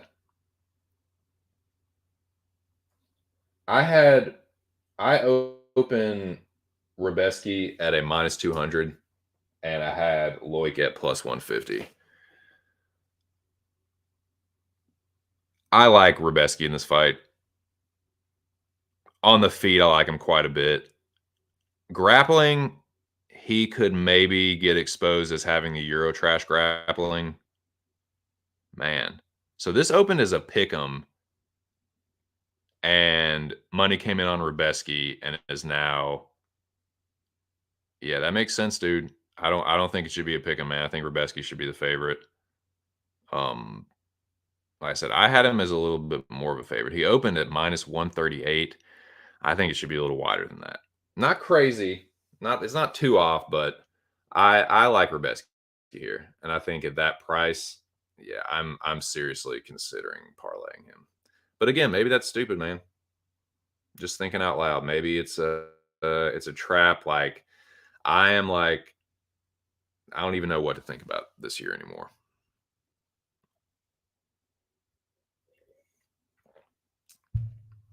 It's getting to the point where it's like everything I say, the opposite is happening. It's getting like hard to trust myself. I'm gonna keep doing it. I still think Rubeski's the favorite, but god damn, there's been so much variance, and like this is one where like Rajabov could just like Central Asian rat his way to fucking victory in a boring fucking just grapple fest. Like Rubeski's a pretty good grappler, but I've seen like that kind of Euro trash grappling get exposed. But on the feet, I think he's going to knock him out. I think he's going to crack Loic on the feet. But will it stay there? But I like Rubeski as a favorite in this fight. I'll just say that.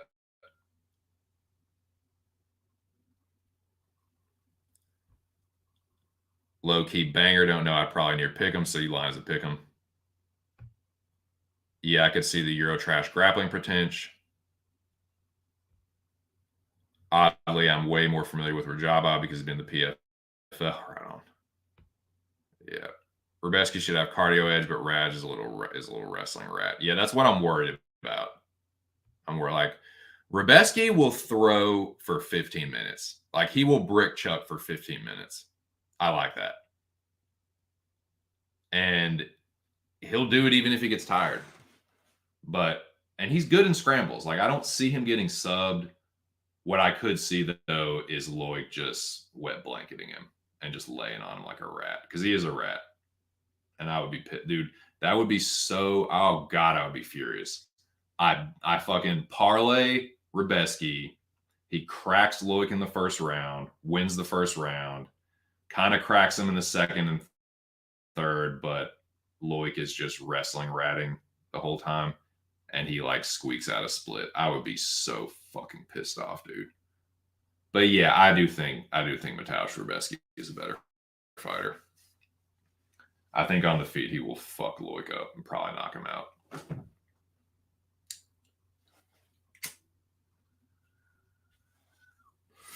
But I was saying that a lot this past week. Oh, so and so is gonna fuck this dude up on the feet, and then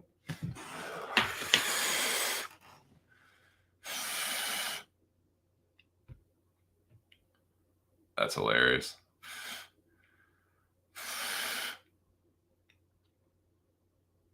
That's funny. General likes Rubeski. I like Rubeski in that fight too. I might end up being too pussy to bet him, but I think he's the side. We'll see though. Maybe Loic has value as an underdog. I know he's a rat. Wrestling rattery can win fights. It never win. Man, it's so funny.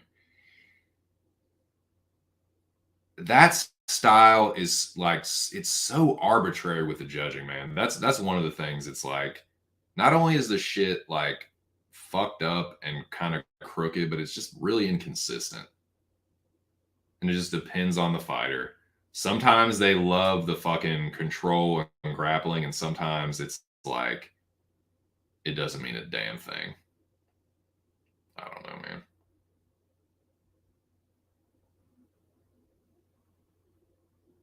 So that one's interesting. Randy Brown, Wellington Turman.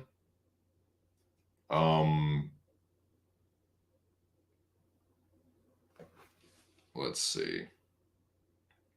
Nah, I think Randy Brown is way too big of a favorite, and I'm passing on that. This is how I line Randy Brown. I'll put it up there. I have Randy Brown.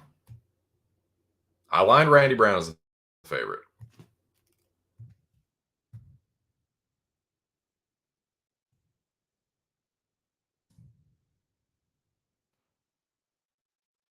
I line Randy Brown as like a slight to moderate favorite. I had a minus 150.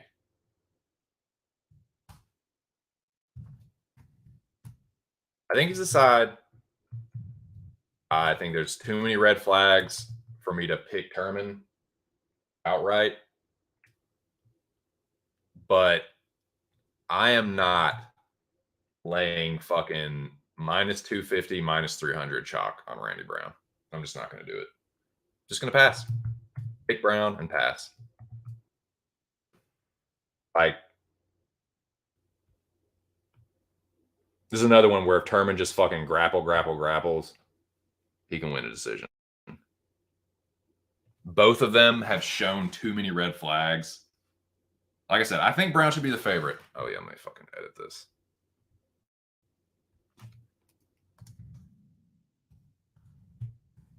This is how I lined it. Again, this is the first time I've ever done this. These might just be totally off, but I don't know. I just don't like. Yeah, of course he's not like Turman isn't anywhere near the striker Jack Della Maddalena is, but I think he's probably a better grappler.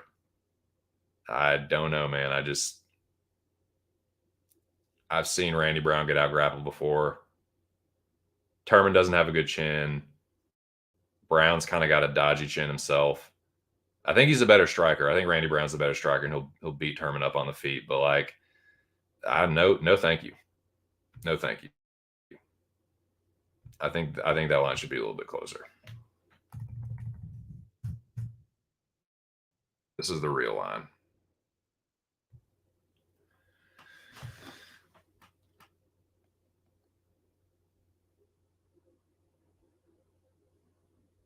Bet MGM. Wellington Turman is plus 200. That's not crazy, I guess, but that's a little too much for me. Minus 250 on Randy Brown. No thanks. No thank you. Best of luck.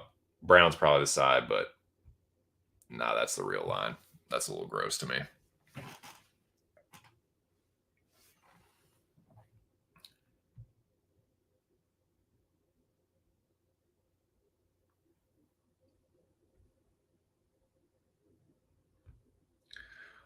Oh, if he's gonna fucking strike with Rubeski, I am definitely picking Rubeski.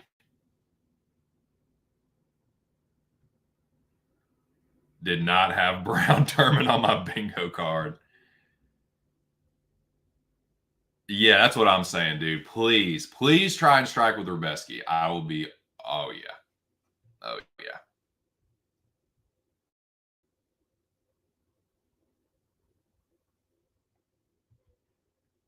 He's more of a striker when he doesn't get dropped. So most fights. Yep. Rubeski swings really hard, dude, and he's not going to stop swinging hard. So yeah, I like Rubeski there, and I can tell Jack likes Loic. Can already tell Jackie, and I'm sure that me saying all this Rubeski stuff is just making Jack even like it's just digging Jack further into the Loic side. But I can already tell.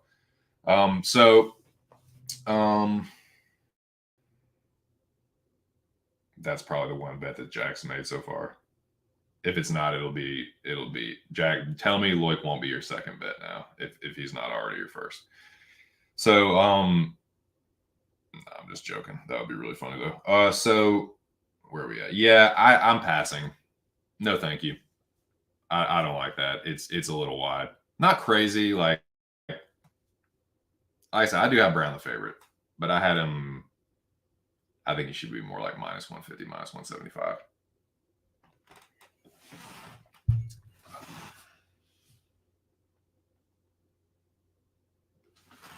So let's see. What's the next fight? Tafa Lane. Tafa Lane. Is that fucking Julian Lane's brother? Is Austin Lane Julian Lane's brother?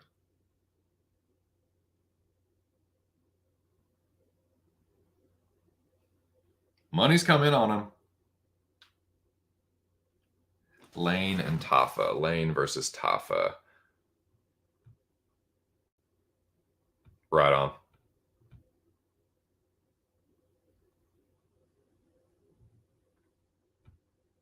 No doubt. That's fair.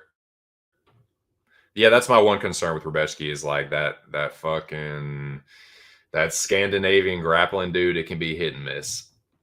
That Scandinavian, Eastern European wrestling, like I don't know. Fair enough, Jackie boy. So Brown Terman. Let's edit this. This is the line for Tafa and what's the fuck? Austin Lane. The line I am getting.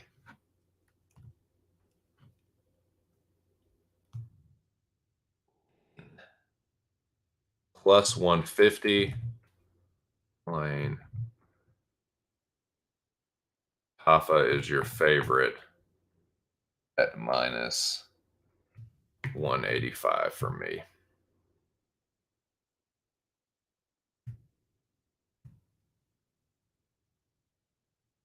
Boys, this for me is going to be another big old fucking pass.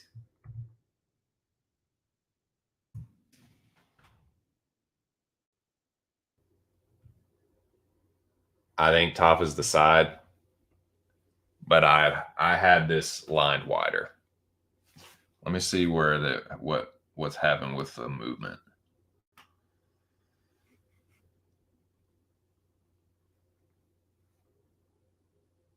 Yeah, this opened at a pick'em.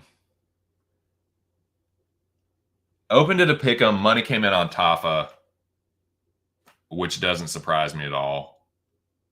I'm a little surprised at that. I thought Tafa would be a little bit more of a favorite, which is why I'm going to pass. No thanks. I lined my line.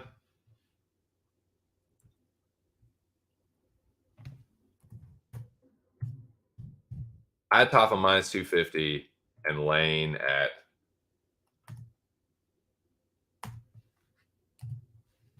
plus 175, plus 180. Let's say plus 180. I don't know. Like I said, I don't know if you make a minus 250. I don't know what the underdog should be at. If it's minus 175, minus 190, I don't fucking know. But that's I have it something like that. That's my line. So because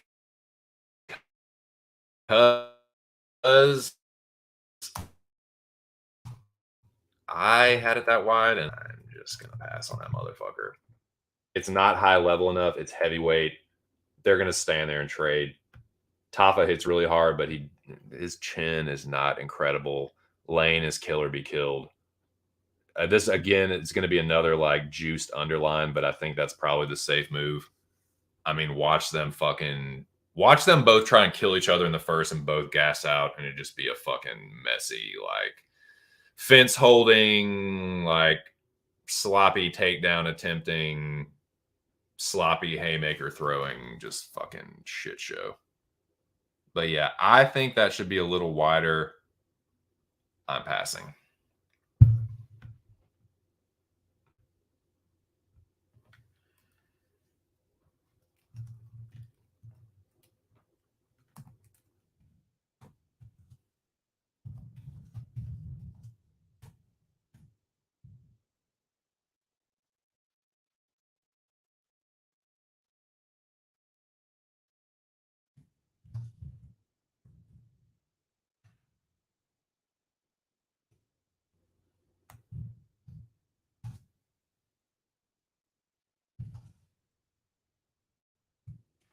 No thanks.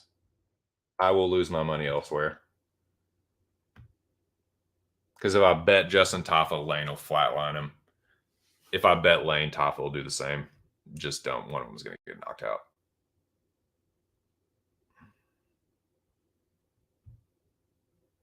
Oh, yeah, dude.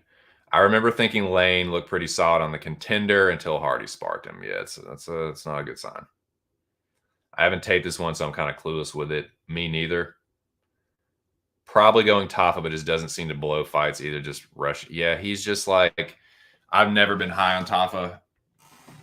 I was surprised the amount of people that were so confident on Parker Porter, but Porter's a little chinny. Tafa is not the most durable. Like, neither is Lane. If Tafa hits Lane clean, he's going to go down. But yeah, Lane could do the same thing to him. So just with it being heavyweight, that much, this is a volatility fight, and I just don't think it's worth it. But again, I don't really know what the fuck I'm talking about. So that's just my thoughts. Thinking out loud. But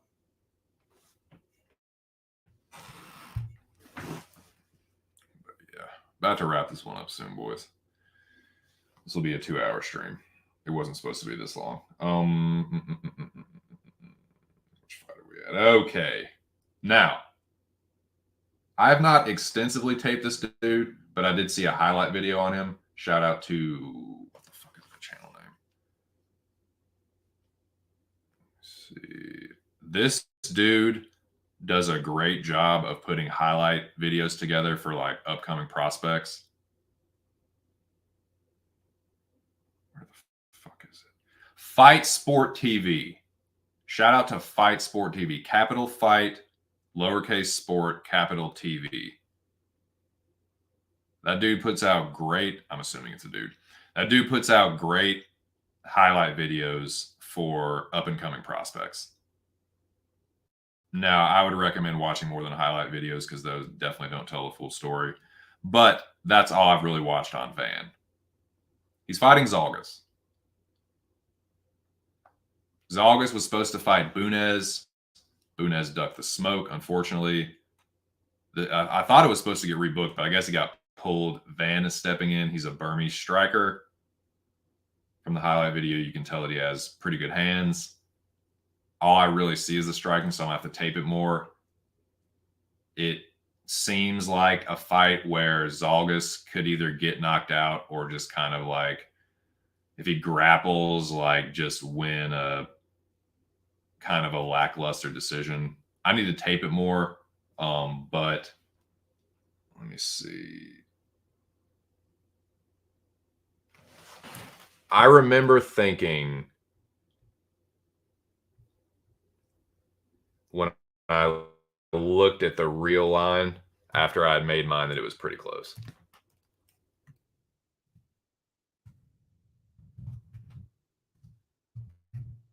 ZZ Top is it was very close to the line that I had actually made.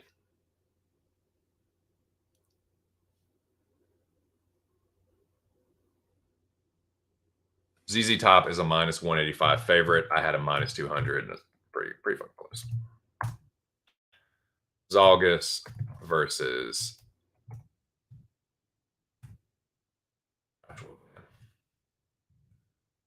the War Zone. Myanmar. Where is it? God damn it.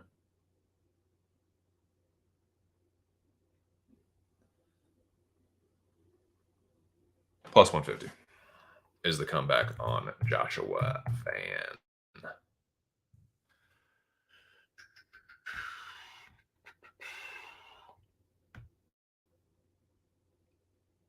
So yeah, this was probably the closest one that I had to my actual lines.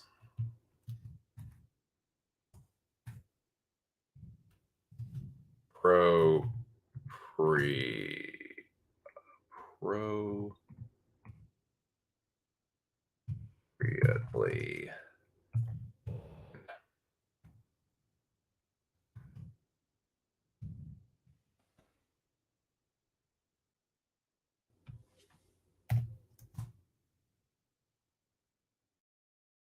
I think that's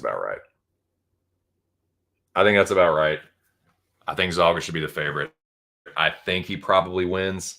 I don't hate a shot on Van by knockout, but I think with Zalgas' experience, I think he probably gets it done, but I'm probably going to pass on it, honestly.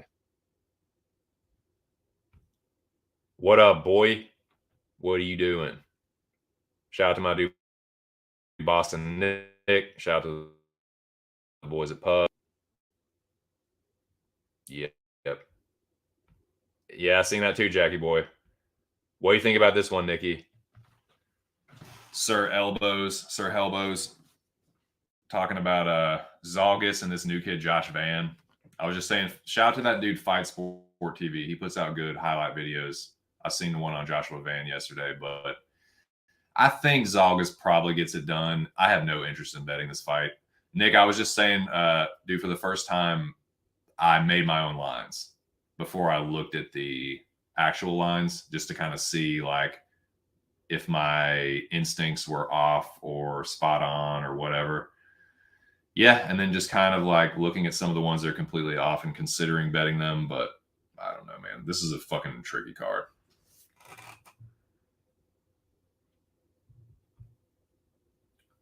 Noah said, God damn it. Fucking computer. Noah says, worried for ZZ Top because he's had to make weight like 3 times in a month. Has old man cardio. Yeah, I'm passing on this one.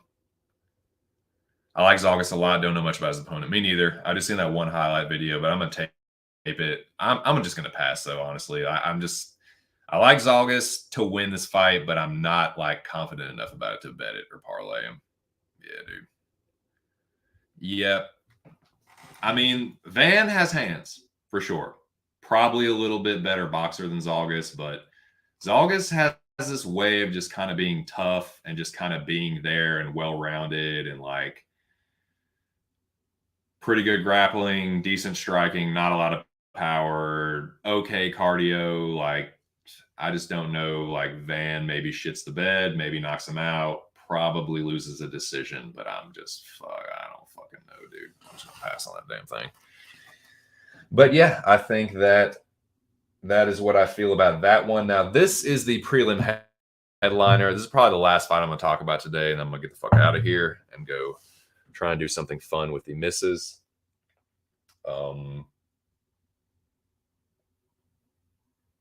Magny and Phil Rowe. Neil Magny and Philip Rowe. Like I said, this is my first time making my own lines. Don't really know what the fuck I'm doing. Just a little bit of an exercise. Just to kind of see how close or off I was compared to the fucking bookies. The damn bookies. Let's see. Magny and Phil Rowe. Now, I've been using BetMGM, which most people would consider a square book, I think, but I definitely don't like their props, but it is what it is. At least they let me open a fucking account without having to jump through fucking hoops of fire, which some of these fucking sports books make you do, trying to fucking sign up online. But yeah, that's the one I'm using right now. It is on BetMGM. Let's see what we got right here.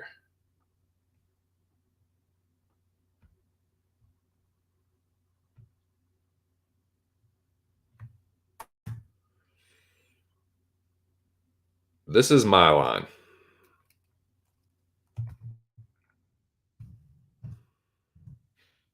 Excuse me.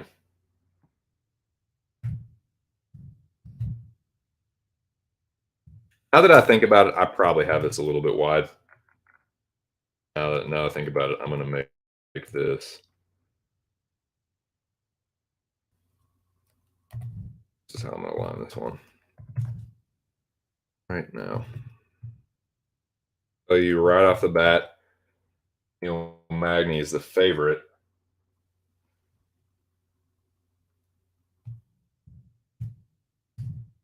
Like I said, I will say plus.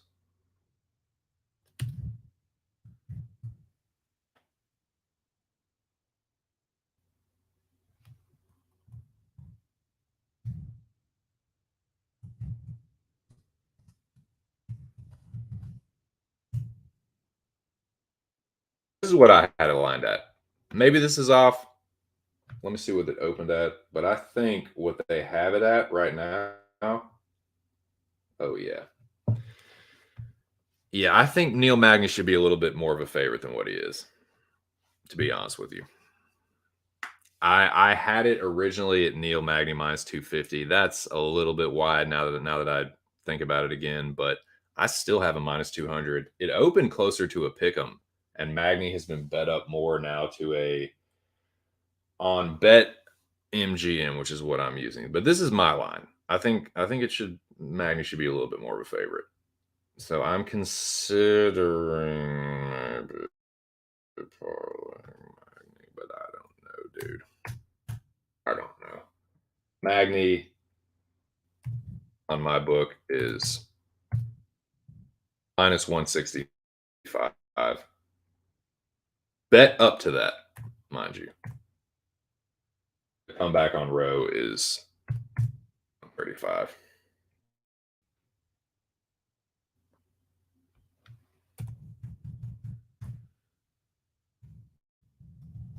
Should be wider, in my opinion.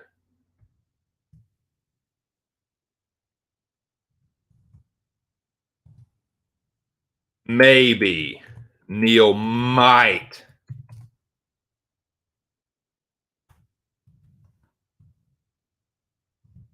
Maybe. It's really just a question at this point. But that's my thoughts. That is me thinking out loud. Picking my own damn brain.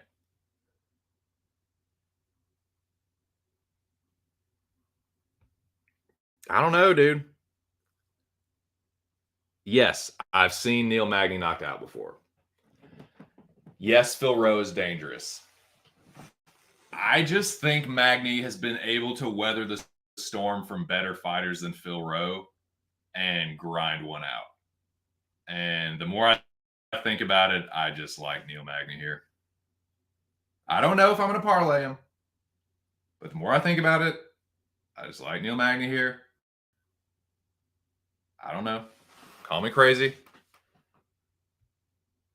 Seeing how this little thought experiment works. I completely agree. God damn it, Jackie boy, don't tell me that. Damn. Cop, you were the GOAT. You were becoming the GOAT. Ducked the Micaiah fade and took Kai Kara France. I'm ready.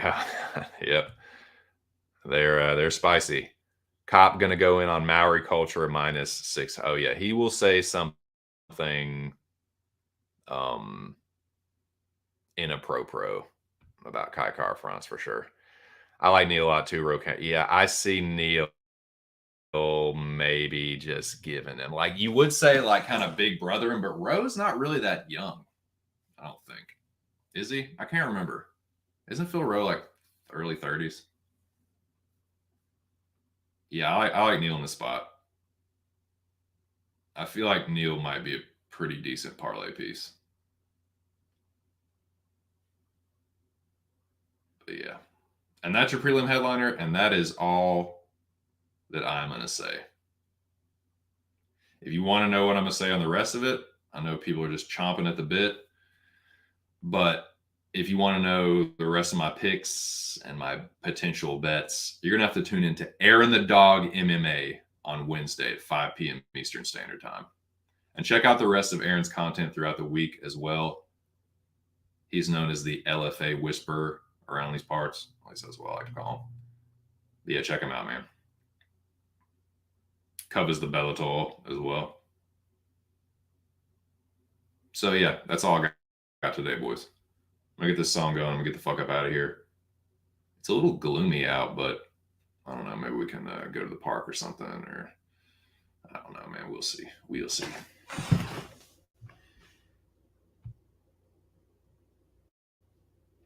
But yeah, that's kind of just what I think about Jacksonville. I'll give you my general thoughts of the main event, though, before I get out of here. I think it's a good fight. I think it's a real good proving spot for both guys, especially Topuria. People are really, really fucking high on Ilya Topuria. I'm not saying they don't have good reason to be, but it's another fight where it's like I can see Topuria whooping Josh Emmett's ass, but Dude, if Jai Herbert can almost fucking put you out, you bet your fucking sweet ass Josh Emmett can. So I think if Taporia is smart, he mixes it up. I don't know who I'm picking on this one, man. Like I said, y'all gonna have to tune in Wednesday to Aaron's show to find out. But I'm still thinking about it. Might end up passing, but I don't know, man. I think there's a couple different ways you can attack the main event. But yeah, this card is weird. I actually don't mind it, just entertainment value wise. It's another one where, like last week, I feel like you can learn a lot about some of these debutantes and prospects and up and comers. Like, how legit are some of these prospects? Is Jack Jenkins a real prospect? Is Ilya Taporia the real fucking deal? You know, we just saw Armin get exposed a little bit. I don't know, man. I don't know. What do you think, Jackie boy? Is Orc Bang gonna get it done? You gonna ride with our boy Nomak? I have joined Jackie boy in the fucking call to arms for Josh Emmett. I will never forget how me and Jackie boy were on the Josh Emmett side against Shane Burgos. Oh, people were talking so spicy about Burgos and what he was going to do to Josh Emmett. That one was sweet. But I don't know, man. I don't know if I'm going to do it in this spot. It's tempting. The Emmett side is definitely tempting, but it could be a trap too, man. I don't know. I don't fucking know. You have to tune in Wednesday to Aaron's show to find out. But that's going to be it for me. Let me get the song on. I'm going to get the fuck out of here. We flirted with 10 once again, man, and just didn't quite get there, but got pretty close. Good show today, though, man. Good interaction, good banter. Shout out to everyone that came through. Just to ruin your show, Tafa Lane was moved to Maine and Dumas Brundage. Awesome. Well, thank you for the update. I appreciate that. Seriously. Right on. The Orkbane train has to come to a grinding halt. Oh, no. God damn it. God damn, Jackie boy. Don't tell me that. All right. That's it. That's it for today.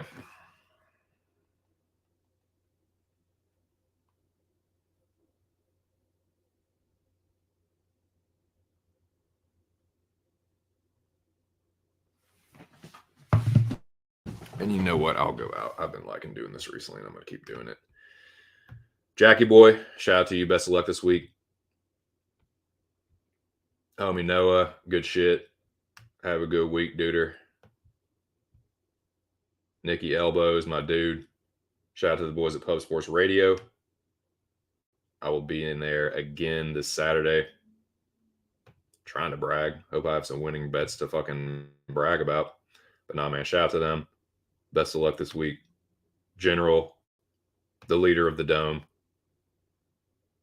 Shout out to you. Have a good week.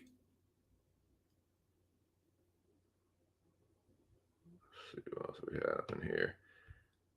TNT, best of luck. Thanks for coming through. Good luck on your tape study and your bets. Same goes out to the rest of you. The rest of you characters. Lobby, trying to wind me up. You have a good week too. Enjoy your crazy fucking 2000 THC live, whatever the fuck you're vaping. Best of luck. And don't want to miss anybody. Let's see.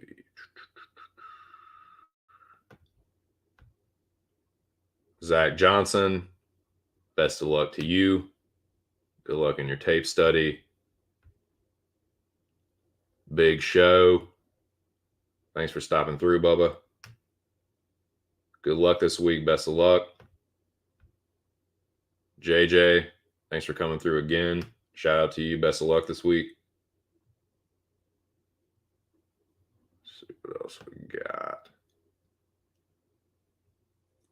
And just Lobby being a smart mouth to kick it off.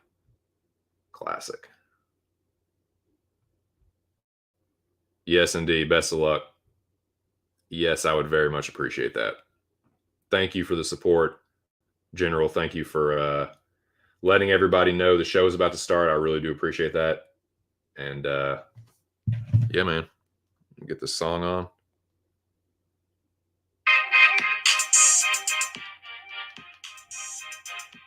All right, boys. It was another good stream. Appreciate y'all coming through. Covered UFC Vegas 75. I ate my crow where I needed to. Looking to bounce back this week. Looked at the prelims for UFC Jacksonville. Like I said, if you want to find out what my picks and the rest of my potential bets are for the main card, you got to tune in to Aaron the Dog MMA on Wednesday at 5 p.m. Eastern Standard Time. Make sure you subscribe to that channel. Check my dude out. Yeah, man. Thanks to everybody that came through. Y'all have a good week. Best of luck. Shout out to the boys at Pub. I'm going to try and win that damn contest again this week. See how that goes. But shout out to them. Shout out to you guys. Shout out to everyone in the Dome that came through. I will be in there talking shit the rest of the week, as I'm one to do. But y'all have a good week, man. Appreciate y'all coming through. Have a good one. This has been just my 2 cents, and I'll catch you boys on the next one. Peace.